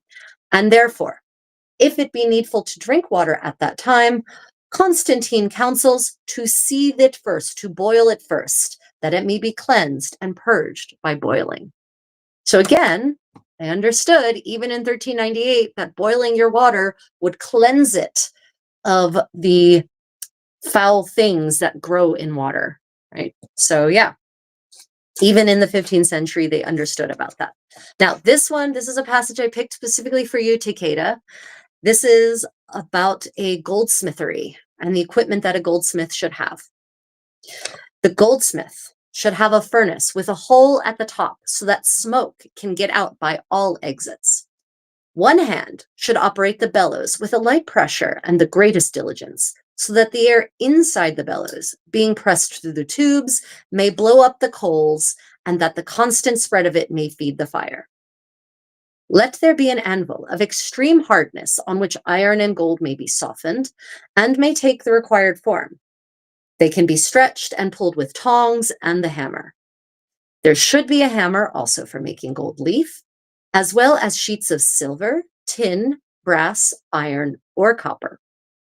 The goldsmith must have a very sharp chisel by which he can engrave in amber, diamond, or marble, and jacinth, emerald, sapphire, or pearl, and form many figures. He should have a hardness stone for testing metals and one for comparing steel with iron. He must also have a rabbit's foot for smoothing, polishing, and wiping the surface of gold and silver, and the small particles of metal should be collected in a leather apron. You don't want to waste any of that gold. That's precious gold that can be turned back into more gold. He must have small boxes, flasks, and containers of pottery, and a toothed saw and a gold file, as well as gold and silver wire, by which broken objects can be mended or properly constructed. The goldsmith should be skilled in feathery work, as well as in bas-relief, in fusing as well as in hammering. His apprentice must have a waxed or painted table, or one covered with clay, for portraying little flowers and drawing in various ways. That he may do this conveniently, let him have litharge and chalk. He must know how to distinguish solid gold from brass and copper, that he may not purchase brass for gold. So this is from a 12th century source, Theosophilus. Theosophilus, an entire 12th century manual on arts and crafts. It's available out there. I think it might even be available through Project Gutenberg online. It is fascinating because it has all these details, not only about goldsmithing, silversmithing, coppersmithing, working in Latin. It has instructions on how to mix your pigments, how to grind your pigments, how to prepare your pigments, how to grind them, how to mix them into paint. It talks about different kinds of paint. It talks about how to apply your paint. It's an amazing resource in the 12th century, detailed resource on arts and crafts. Yeah. Theosophilus's, oh crap, I forget what it's called. It might be even called on the art of thing. I forget what the name is. Yeah. Am I a history teacher? Not officially, but I guess I teach people about history in this manner, so maybe. But yeah, this is my passion. Okay, so yeah, I thought that was very interesting, these details of this goldsmith shop, right? The things that a goldsmith should have, the kind of equipment a medieval goldsmith would have had on hand, the sorts of tasks that a goldsmith should be able to do, right? They should be able to engrave. The goldsmith should be able to engrave not just metal, but jewels, precious stones, should be able to engrave amber, diamonds, marble, jacinth, emerald, sapphires, or pearls, right? They should be able to engrave these items. I mean, that's not just, so this is why goldsmiths basically were the jewelers of the Middle Ages. They did it both. They handled the gold work, but they also handled the jewel work, according to Theophilus, right? Talks about the kinds of those anvils, talks about the kind of anvils that they should have, talks about boxes and containers for storing things. Also, again, a reference to reduce, reuse, recycle, right? That they should actually collect all the small particles of metal onto an apron and reuse them. You know how many modern smiths toss out, not gold, probably not goldsmiths, not silversmiths, but ironsmiths. You know, they take the dust and they just brush it away, right? It's waste. It ain't waste in the Middle Ages. And I'm going to bet that even though this is aimed at goldsmithing, I'm going to bet that ironsmiths, blacksmiths, as we call them, were told the same thing. Gather up all those particles and reuse them. Iron is not easy to produce, right? Now steel is almost considered it's ridiculous, but people treat it almost like it's a waste material. Yeah. Goldsmiths were jewel. Yeah. Interesting, Takeda. Good point. Yeah, that's true. I have never seen Latin workers. Certainly, we're not jewelers. Latin is like, that's like the poor man's. Poor is maybe judgmental, but that is the Latin workers were the providers for the mass market, shall we say? I guess is probably the best way to phrase that. Yeah, I didn't know that silversmiths weren't jewel makers, but that does actually make sense. Yeah, but until I read this, I hadn't really thought about it. That who are the ones doing the jeweling, handling the jewels? The goldsmiths are. It's the goldsmiths. They are the jewelers. So we call them jewelers now, but they were not called jewelers in the medieval sources. They were referred to as goldsmiths in the various languages. Yeah. Yeah, I just love this. Having a rabbit's foot for smoothing, polishing, and wiping the surface. Um, all these different files and the table. That table is interesting. His apprentice must have a waxed or painted table or one covered with clay for portraying little flowers and drawing in various ways. Right? Like that's real. And I haven't quite clarified what that is. Takeda probably knows though what the purpose of that table would have been, but I wouldn't have thought about that.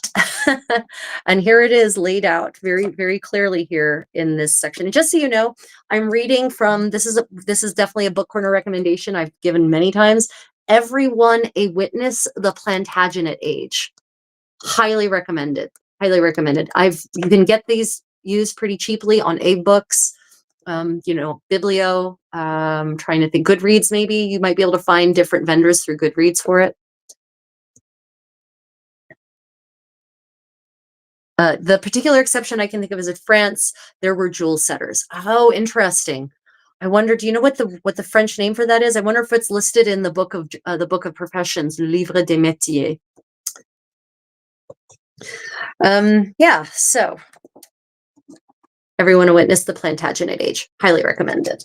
And if you would like the book of Nurture from John Russell, this is also another book corner recommendation. This is a compilation, a reprint of a book published in the late 19th century by a bunch of well-heeled, leisurely antiquarians working, and like the list, it was this book club, the Roxburgh Book Club, or the Roxburgh Club, which was headed by the Duke of Buccleuch and Queensberry. He was the president. I'm confident I completely mispronounced that because 19th century English pronounced like English names, they daunt me a little bit. Anyway, list of members, marquises and earls and lords and sirs. Anyway, their whole job was to go through all of these manuscripts, transcribe them, and then publish them. So that's why we have a lot of these sources now. So this is a reprint of the Book of Nurture by John Russell, etc., etc. If you look that up, it is available online as a digital source, as an ebook. Oh, thank you, Walter. Yeah, my goal is to be a living portrait, a living medieval portrait or painting or fresco or tapestry or whatever. Yep. This is 15th century noble woman casual, right? I'm wearing my kirtle, but I've got a little bit of bling and I've got my velvet hood on, but no veil or bonnet on, right? Or mitre of any kind, right? So no, this is not a wig. This is a hood, guys. It's a 15th century accessory. This collar is a replica of the Maria Portinari collar by one of my channel sponsors. Well, my other channel sponsors are my members and my patrons. So I guess one of my channel sponsors, Armor and Castings, right? Much of my medieval bling is from them. So you can check out their website if you'd like to purchase one or something like it for yourself. They are definitely very fine, excellent reproduction medieval jewelers. Armor and Castings. Okay. And then taking you to Korea this time, 15th century Korea, so still appropriate. And what I'm going to tell you, no, you are wrong. I'm definitely not 47. Wow. Okay. Anyway, so 15th century Korea. And this is the words of King Se Jong the Great. He was the ultimate Renaissance king in the sense of he was a Renaissance man. He was an inventor. He was an engineer. He was a philosopher. He was a linguist. He was a poet. He was an author, and he was a reformer. He was extremely socially progressive. And one of the things he did was invent what is the modern Korean alphabet, Hangul. He invented it. And his whole purpose, he invented this. He invented Hangul himself. And it was a very scientific alphabet. Each character is based on the position of your tongue and teeth and lips, right? And that's why they're shaped the way they are. The characters are shaped the way they are. And basically, he wanted his people to be able to read. He wanted an alphabet, not a writing system, not the Chinese writing system, that would allow everyone to be able to read. not just a few scholars, a handful of scholars who spent years upon years upon years learning how to read and write in the Chinese system, which meant that the vast majority of Joseon was illiterate because they didn't have farmers didn't have time to devote their lives to learning Chinese characters and how to read and write. So he invented this system, Hangul, in the hopes that the people would be empowered and that they would therefore be able to read and write and they would know their rights. But guess who didn't want this alphabet to make the rounds and didn't want this new alphabet to become the official alphabet of the court and of legal language and of law? Yeah, you guessed the aristocracy, you would be right. So unfortunately, even though Se Jong the Great invented this amazing system of writing, and even though it was available, the only people who were using it were peasants and women. The language of the court, the language of law, the language of diplomacy, the written language continued to be the Chinese system until the 20th century. Yeah. So Se Jong the Great was that ahead of his time. Unfortunately, it's his major reforms, because he was also a social reformer. He passed laws that allowed civil servants, women civil servants to have paid maternity leave, male civil servants to have paid paternity leave, paid sick time, paid vacation, women's rights to own property, women's rights to control their own destiny. He passed all sorts of laws that restricted the rights of the elite and gave the rights to the disenfranchised. And unfortunately, that caused a major backlash once he was gone. Yeah. And then Joseon never really, it wasn't until the end of the 18th century that Joseon once more had a reformer king, Se Jong. But again, after his reign, there was this major backlash and Joseon never recovered. Then Korea got colonized by the Japanese. Then there was the Korean War. And, yeah, it's taken till now for Korea to go back to almost the way things were under Se Jong the Great. Yeah. Oh, thank you.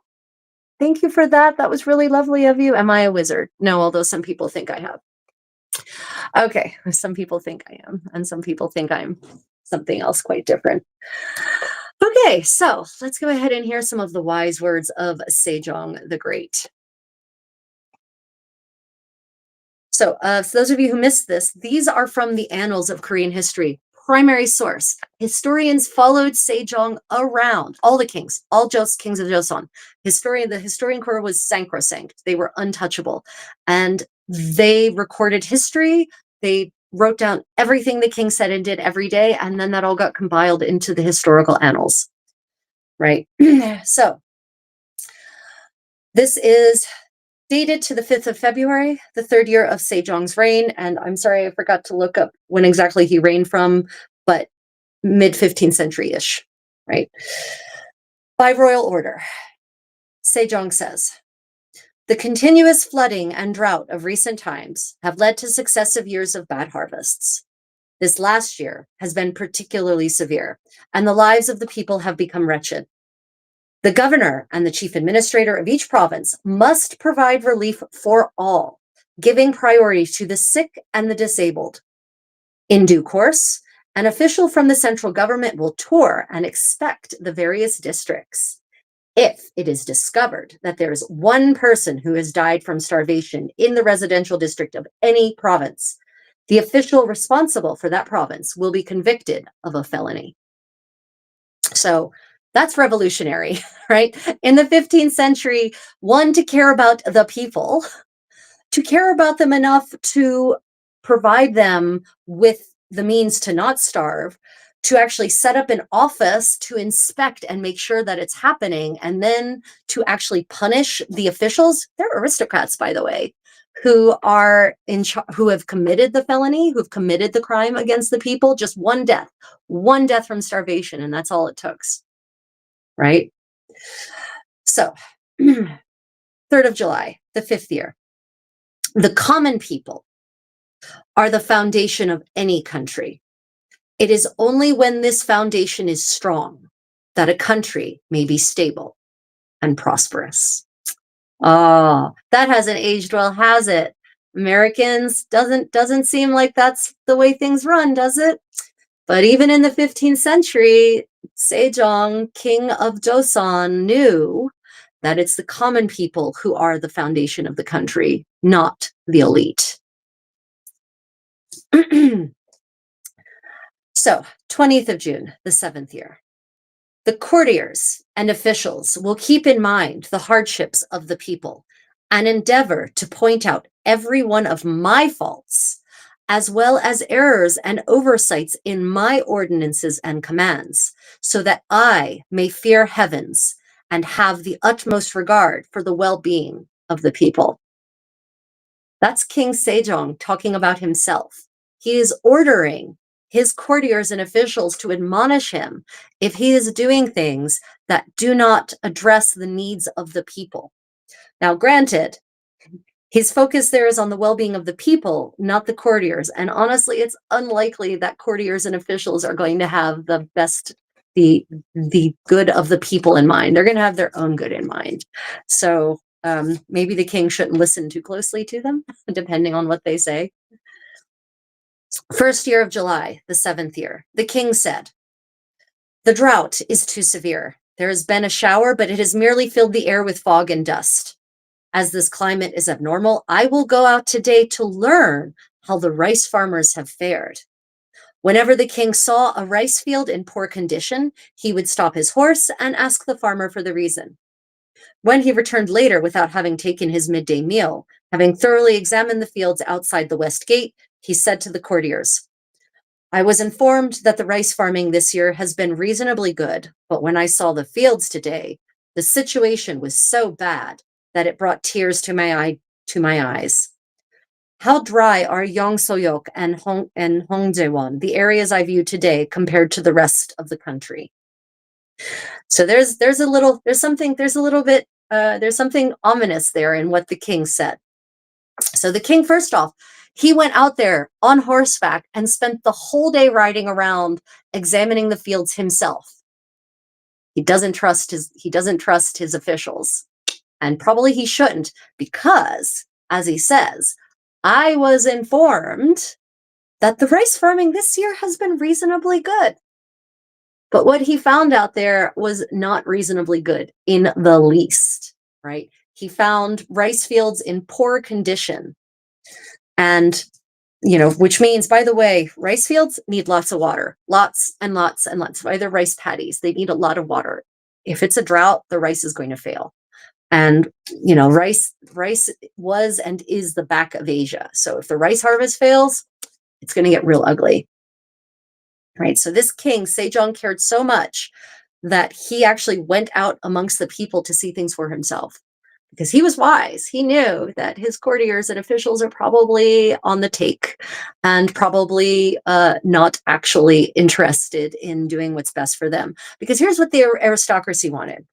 The aristocracy wanted the peasants to pay the taxes and the poor people to pay the taxes. And they wanted to be exempt from the taxes because they viewed themselves as being, the put upon ones, the ones with the responsibility, all the hard responsibility. And so, they needed to not pay taxes because they worked so hard. But if I recall, I think Se Jong actually implemented a tax on the aristocrats, and that also caused a blowback after he was gone. This is not a cult. This is a history channel. For the past 10 days, July 28th, 7th year. For the past 10 days since the 18th of the month, the king has stayed awake until dawn out of concern for the drought. He has become ill as a result, but has forbidden the announcement of his illness to the public. So this is straight from the annals. So same drought, same year, right? Drought is still happening. So we started at July 1st. It's July 28th, and there is still a drought, and the king is so worried about it that he hasn't been sleeping. But he doesn't want everyone to know that he's ill. So yeah, that could be though out of self-interest, because the last thing you want is for word to get out that you're weak, because that opens up the door for people to get bad ideas. A history channel, I said. So to the inspectors who were leaving to investigate reports of starvation in their provinces, the king said, "Go in person to the hamlets hidden in the hills and the mountains. And if you come across a person in hunger, give him rice, beans, salt and soy sauce and save his life.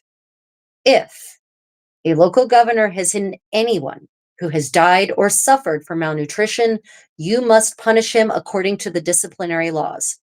If his position is equal to or higher than 3 pum, you must inform the central government. If his position is equal to or less than 4 pum, you may judge his offense then and there. If the need for relief is urgent, open the storehouses yourself and give the people relief. By the way, that's the payment that they were. So the pum is how much they earn per year, right? Oh, no, sorry. Nope. Pum is actually their rank, third degree. That translates to degree. I don't know why they didn't translate that. Yeah, so the ranks didn't have titles like we think of titles in the West. They actually had degrees. So first degree, second degree, third degree, fourth degree. The king is right. Um, so yeah, if you are third degree, then you are pretty damned high ranking, and that means you're going to face the wrath of the king, in essence, directly. If you're fourth degree or lower, then you get judged there and then by the king's representative, is what that means. This is from the Annals of Joseon, Korea, specifically the 15th century, the actual history annals translated into English, reading about the King Se Jong the Great and the things he did for his people and the things that were happening in his day. Right. So here's a court case, actually, from the same era, from the era of King Se Jong. A commoner named Cho Won began legal proceedings owing to a dispute over his rice fields. Infuriated by the delays caused by the officials responsible for his case, he remarked, "The king must be an ignorant man if he has sent such a feckless governor to rule us." The staff of the Court of Justice and officials all pressed for the punishment of Cho Won, but the king ruled against his being put on trial, saying, "Because of the recent flooding and drought, the people have been in great distress." Cho Won's district governor, giving no thought to their sufferings, delayed the final hearing of a lawsuit because he was busy entertaining a personal acquaintance. Cho Won spoke as he did out of resentment at this injustice, and the king refused the request to have him punished. Right. So this gives you an idea into the character of Se Jong the Great and what he believed was important. And it's clearly not entertaining your guests. It's doing your damn job and seeing to the comfort of your people. And I'd like to point out that the annals have no problem pointing out the flaws of the king. Why? The records that the historians kept were untouchable and were not seen by the king. They weren't allowed to be seen by the king while he was alive. The king had no idea what the historians were writing. None. No one could see those records from a king's reign until after his death. So the historians were under no pressure to say good things about any king ever. And they had no problem writing down every single foible of a king, which is why Se Jong is the only king in Korean history, 2,000 plus years of recorded history for Korean kings, to ever be called, get the moniker, the Great. No other king has been given that moniker. So yeah, that's this, some of you may think, oh, of course, all the annals say good things about him. No, the king was not, it was a crime against heaven for the king to ask to see the records of the historians that were about him. He could see all the records from his ancestors, no problem. No problem. Previous reigns, sure. Anything from his own reign, nope, didn't get to see it. So the historians were under absolutely no pressure to say good things about the king. And they were exempt from punishment. Historians were not allowed to be punished for anything that was written in the historical record. They were not allowed to be punished. Now, if they committed some other crime, sure, but not for things that were written in the historical record, which means that the historical record you're getting from Korea is probably actually more evenly balanced than the historical record from Europe, because unfortunately in Europe, chroniclers writing at the time of the subject, of their subject or of the ancestors of their sovereign were definitely subjected to the pressures of saying good things, right? And recording history in the right light, which is why European history is so debatable, because we don't know how imbalanced chroniclers are being about their subject matter. But we know that in Joseon they weren't. They not only did they not have to be, it was their duty to be as objective as a human can possibly be. Obviously, there will always be bias, right? It's hard to completely divorce ourselves from bias. But it was not one historian, it was a core of historians. And they would actually, there were multiple historians who would follow the officials, kings, members of the king's household around, and record what was happening at the same time. And then they would actually compare their notes and come up with the most accurate record. So it isn't just one person and their perspective, it's multiple people and their perspectives coming together. So, okay. Why don't I read comments and reply? Because the comments are coming in too fast for me to do so. Sorry, but if I read the comments, that's all I would read this whole session. I'd never get to the book. Right. That you did notice that this is medieval story time, right? It's literally about stories, not about chatting. Okay. Yeah. I will occasionally stop and look up and get to the comments, but literally if I only read and responded to the comments, that's all I would do for the whole session. Yeah. So the historian's corps in Joseon is a completely different beast, right? It's a completely different beast from the historians in other parts of the world, specifically in Europe. I honestly don't know how history is recorded in many other places other than Joseon, Korea, and Europe. I suspect this situation is probably similar in China because Korea was a client kingdom for most of its history to whatever was the powerhouse in China, whatever was the power dynasty. And so a lot of the systems were kind of copied or taken over in some degree. And anyone who argues with me on that is not being honest about Korean history. Yeah.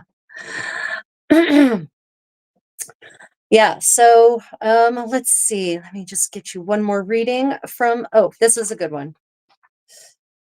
Okay, so reform of this maybe this is too spot on. Reform of the criminal justice system. So one of Se Jong the Great's big reforms was reforming the criminal justice system. So during the Goryeo period, which is basically the 10th century through to the end of the 14th century, was the Goryeo dynasty, and they were mostly military rule, mostly ruled by generals. Especially the second half of the Goryeo dynasty, especially because the Mongols were invading, so they actually kind of needed military rulers. It was not a peaceful time on the Korean peninsula. So, but that also means the justice system was a little harsh. So one of Se Jong's big programs was to reform the criminal justice system. Again, for those just joining, 15th century Korea.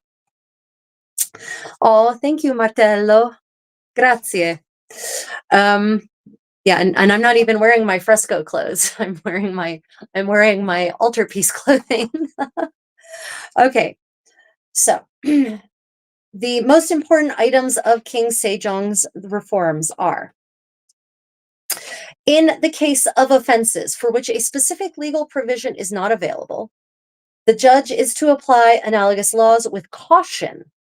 When passing a sentence, the death penalty is to be avoided if at all possible, and lighter punishments applied with less severity. So this is actually a very early case, and one of the earliest with which I'm familiar, of giving the benefit of the doubt to the accused and applying the less strict of the required punishments, and not going for the full penalty, right? Because God knows in medieval Europe, mercy is not something that was often applied in the justice system. The medieval European justice system the justice system in most parts of medieval Europe, it's not a monolith, was pretty cruel and pretty brutal, and also proved that cruel and brutal justice systems don't actually make for peace or prosperity. Right. The rod used for official beatings is to be made according to standardized measurements, and the striking of certain important parts of the body, such as the backbone, is to be forbidden. Right. So, okay, yes, they're caning people, but they're standardizing the rod so that it, you don't have some really cruel, sadistic bastards using something that's going to literally break a human body.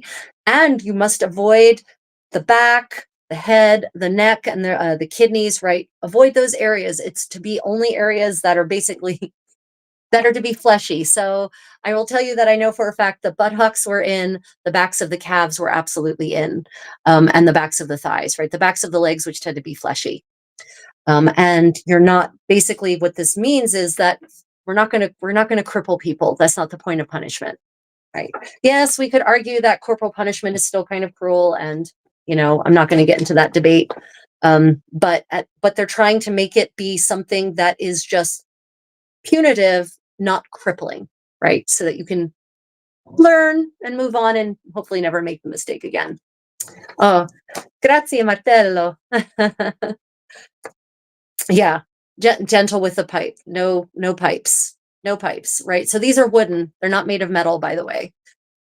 And I didn't say gentle. Not at all. Definitely not at all.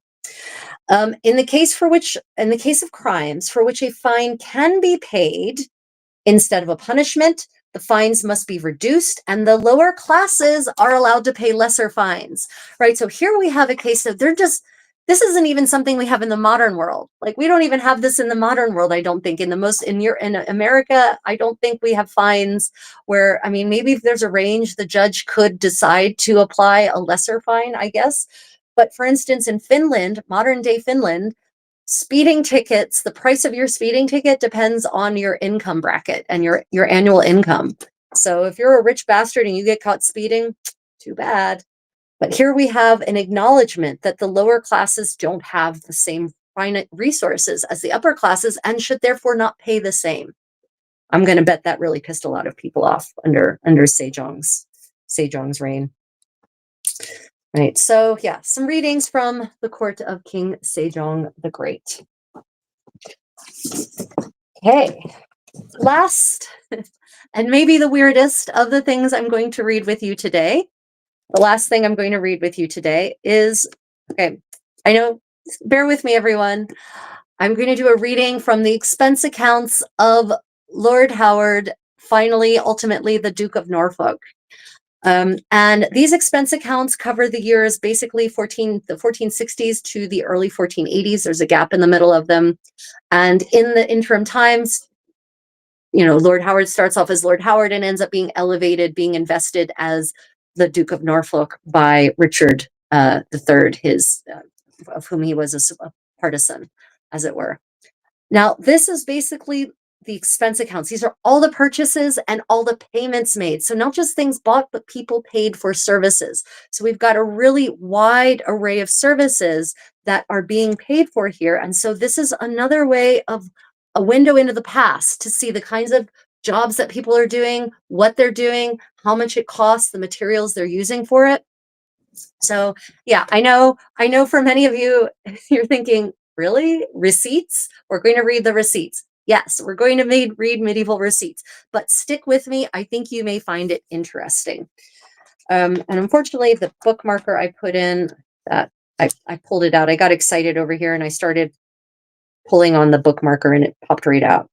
But basically, any random page is really interesting for here. Okay. So let me see if we can get to the beginning of the day. One day in these books is insanely, yeah, okay. March 24th. Doesn't actually say the year of the reign. So the other thing is they don't give dates. Like, we understand dates, they don't give the year. Like, they're not going to say 1468 generally. What they will say is the third year of the reign of Edward IV.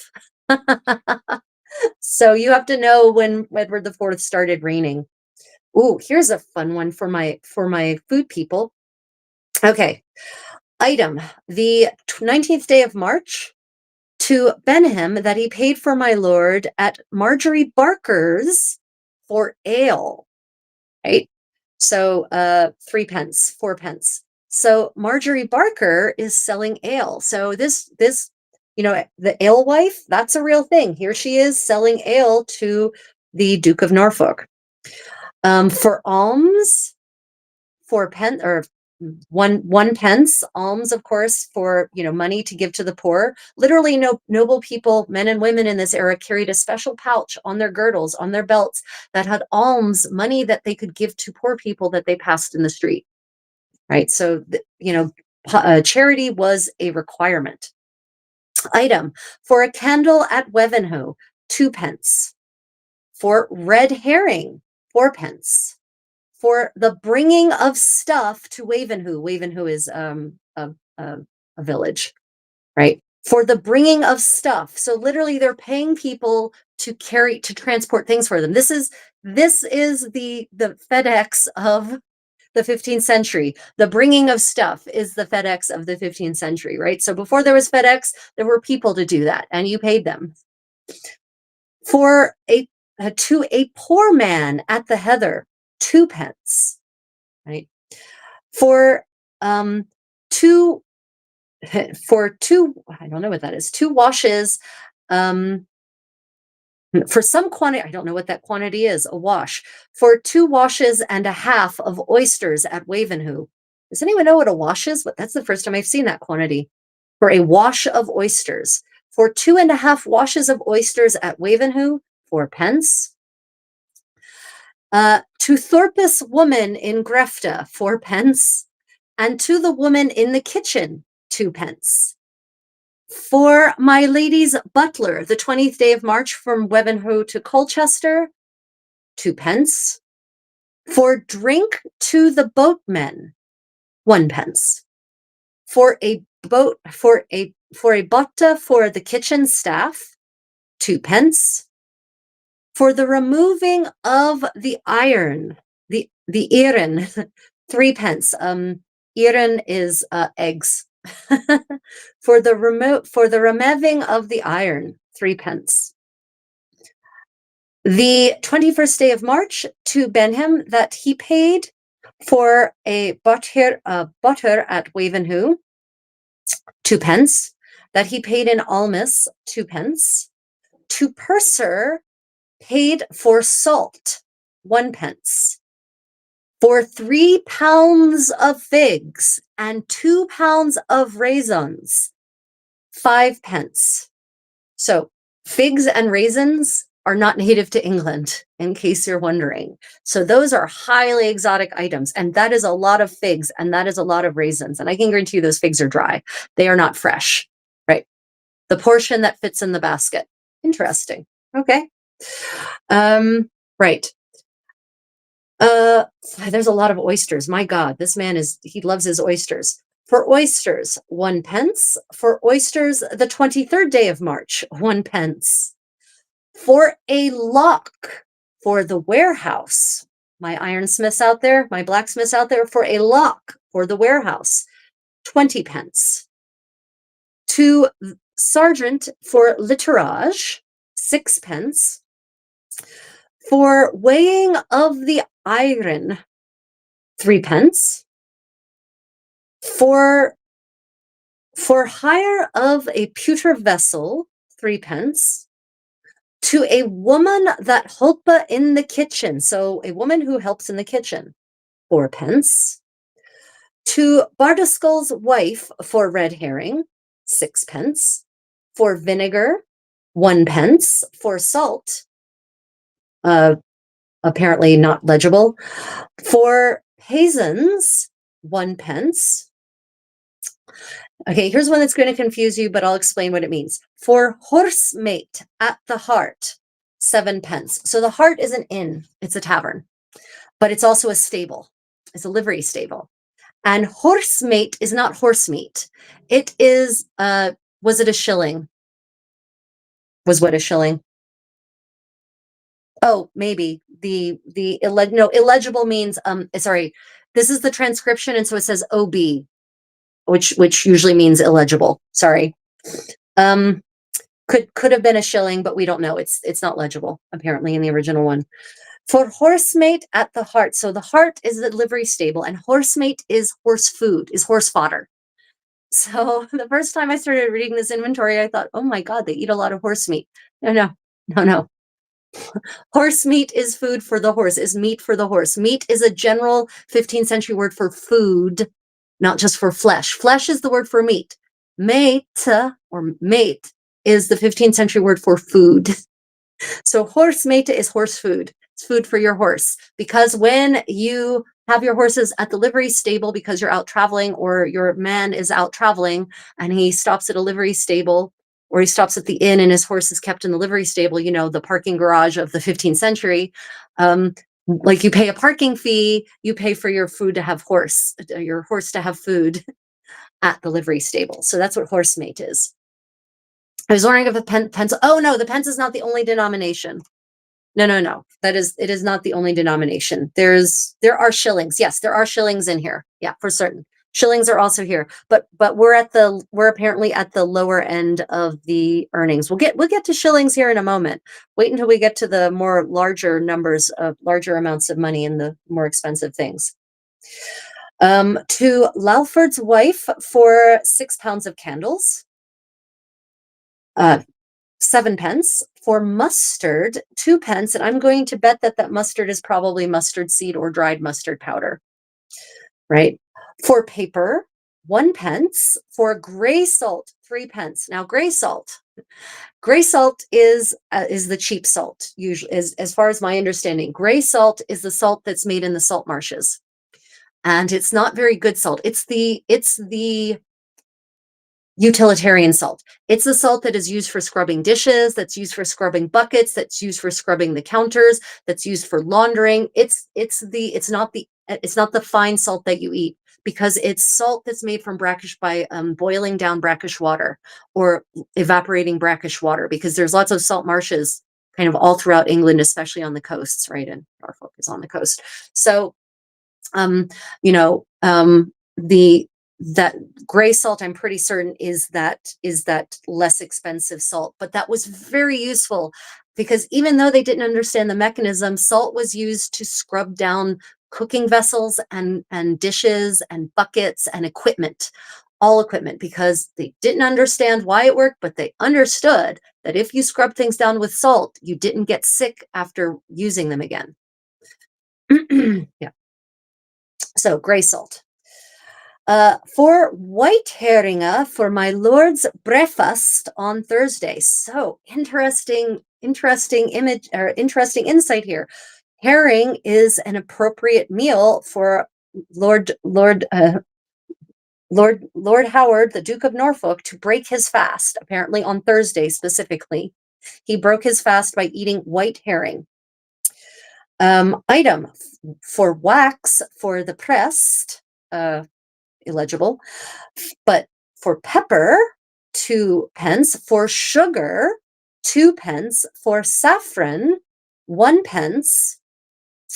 To wadi for almas, 2 pence. And then there's a whole tally for all of those items basically together, which there we get to the shillings, 7 shillings and 4 pence. Item the same day paid to bishop's wife, not the bishop is a name here, proper name, bishop's wife, for 4 gallons of wine and 3 pints. So 4 gallons and 3 pints of wine, but that's how they break numbers down here. Per gallon, 12 pence. Item Thomas Senclow on his wages. So on his wages means for his wages. So, everyone thinks there's this weird idea that servants weren't paid in the Middle Ages, that they were slaves and they were forced to work. No, all servants were paid at all levels. And by the way, dukes and duchesses could be servants in the king's household, right? Counts and countesses could be servants in the king's household, the prince's household, the duke's household, and would be paid. They could get wages too. Just so we're clear on that. Item the same day, my lord paid to the baker for bread delivered now at my lord's being at Colchester. So, here is an indication that bread is not necessarily baked in-house, but that they actually pay a baker to do it for them. Because baking bread, one, you needed a real special oven for baking bread, well, for baking in general, but baking bread.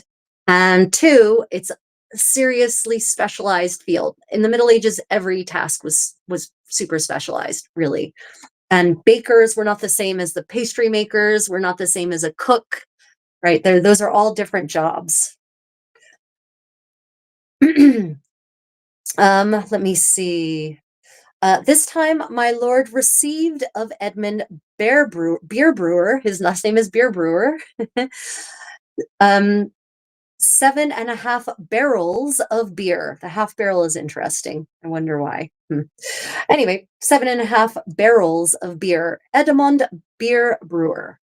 Item the same day, my lord received of young Bradfield for the child's finding at Cambridge by the hands of Stephen Howarth. So this one's really interesting. My lord received of young Bradfield for the child's finding at Cambridge by the hands of Stephen Howarth. So it seems that a child was lost and money was paid for finding the lost child, right? That's, like these weird little things that you find here, just casually, coldly mentioned, very, very coldly. There's no emotion here, right? It's just the facts and only the facts. Let me see. Oh, where did we get to the clothes? Right, there's a whole section about clothing here that will be interesting for my clothing people. I marked them all with little, but I forgot what the colors were. Oh, right. So some of you remember me talking about the 12th night, fun, the 12th night costumes, the 12th night spectacle. Right. So here we go. Here is a list of materials that were purchased and bought and paid for to make props and costumes and scenery and stage this big spectacle for the celebration of 12th night. And here we go. So, item the same day, my lord paid to Garrard of Sudbury for all such stuffa as followeth that he bought for the disguising. First, for 4 dozen of gold paper and silver raucha clear and verta. 8 shillings. Here we get to the shillings. Item for 8 quires of paper, 2 shillings. For 2 pounds of arsoid, for 3 sheetes of gold paper and silver, 15 pence. For 1 pound of glue, 2 pence. For 2 dozen sheets of gold foil, 22 pence. For 4 quires of paper, 12 pence. For 3/4 of a pound of arsoda, 18 pence. For sorsulfuri, God, this word is so hard to pronounce. Sorsulfurifa, which is a kind of sulfur, 1 pence. For 3 collis, 4 pence. For a pound of gunpowder, 10 pence. For half a dozen of gold paper, 12 pence. For a pack of thread, 1 pence. For a summa total of 21 shillings and some amount illegible. But also for that 12th night, minstreless. For the same day, my lord gaff to Thomas Stokes of Hadley, minstrel, for his reward this Crestamus, 6 shillings and 8 pence. So for those of you who are musicians out there, medieval musicians or modern, here we have a record of a minstrel. They weren't called musicians, they were called minstrels, not bards either. Bard guys, I'll talk about the word bard in a minute. Remind me to get back to that. Minstrels. He played for Christmas. Now we don't know. Christmas was 12 days. It was a 12-day feast culminating in 12th night. So I'm going to bet that those are his wages for playing music across the 12 days of Christmas. Of course, we don't know for certain because it doesn't say, but still, as you can tell by the amounts that various things have cost, 6 shillings and 8 pence seems like a pretty handsome amount of money, actually. And that's just for, the 12, hypothetically, if I'm correct, the 12 days of work. Okay, bard. Okay, guys, bard is a very specific kind of poet, not a musician. Bards are not musicians. Bards are poets who can maybe also play a harp or some instrument to sing songs and recite poetry that are set to music, which is basically a song. But bards are not just any musician. Bards, the closest thing to and the bard, the bardic tradition kind of dies out in most places in Europe.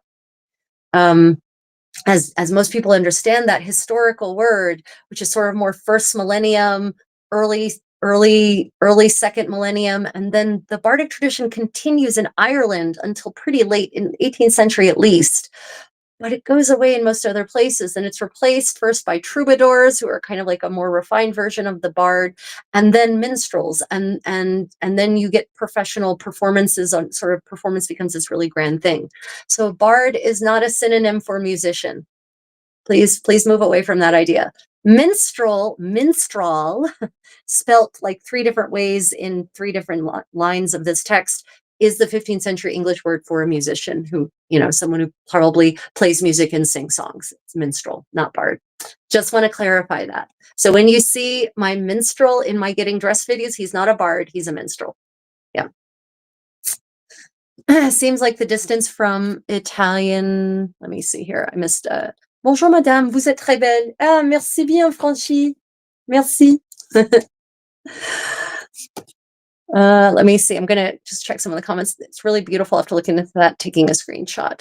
Oh, goodness. Okay. So it seems like the distance from Italian's language were the only difference between Celtic and Greco-Roman languages. I'm not certain what that's in response to, so I'm sorry. Also, there's a slight delay in the chat from when I make a comment and you all make a comment. Does your color make patterns in your neck after a hot sunny day? It does not, because I wear sunblock and I stay in the shade. No patterns at all. The sun does not touch the skin. Nope, nope, nope. But if I didn't sunblock, yeah, it would certainly make us a burn mark. No, I do not go in direct sunlight. I always stay in the shade, and I wear very intensive mineral blocker. So no, it definitely does not. So yeah. I'm not I have spent in answer question, am I a professional anthropologist? I have certainly studied enough to be, well, a professional historian, but I only have a bachelor's degree.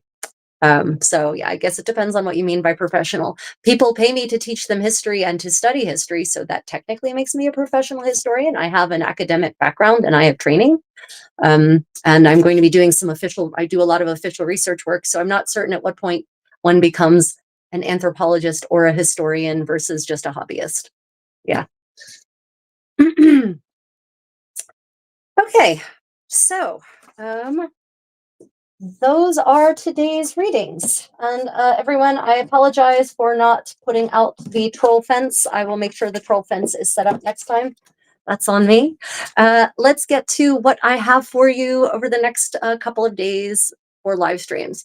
I will not have my live stream with Philip from Irish Medieval History tomorrow. He is on a well-deserved vacation, but I will be back with my sewing party Sunday morning, Asia and Australia, or Saturday middle of the night in Europe, or Saturday afternoon, evening in the Americas. I will be sewing and discussing learnings and answering your questions. I pay much more attention to the chat in that than I do for this, because this is me reading and discussing what things can mean. Historical influencer.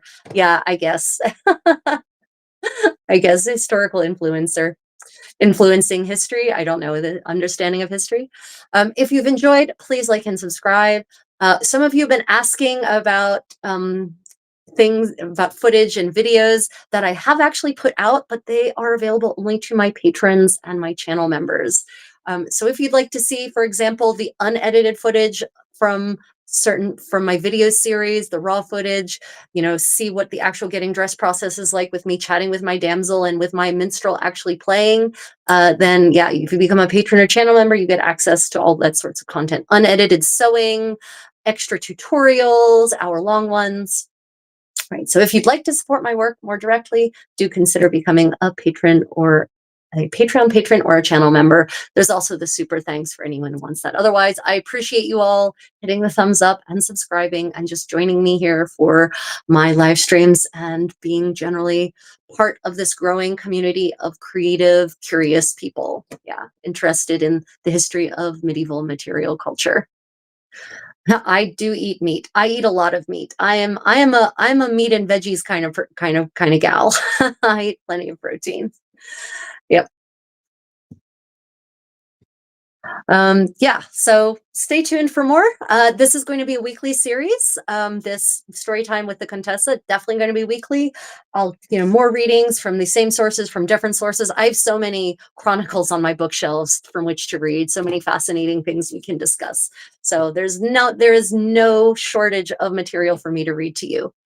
And yeah, so stay tuned for more. If you want to be notified, make sure you hit the bell and make sure you hit all, because otherwise, YouTube or whatever platform you're on will think it knows what you want to see versus what you want to see.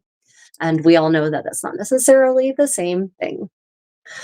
Otherwise, I thank you all for joining. When the video posts after it publishes, if you could just do me a solid and leave an emoji, even if it's, a comment under the video or an emoji, just an emoji, algorithm and all of that nonsense, right? Otherwise, projects I have upcoming, things I'm working on right now. I'm working on a reproduction pair of 17th century underpants, but in Korean underpants, which is basically like culottes, giant culottes made out of hemp. I've got a new 15th century Florentine reta. That's that cute little net thing I'm working on. I'm also going to hopefully be getting a new kirtle done for Penzik. We shall see. Yeah, so I've got all kinds of projects in the work, and I'll be working on some of those on Sunday, my time, Saturday for most of you, during my medieval sewing party.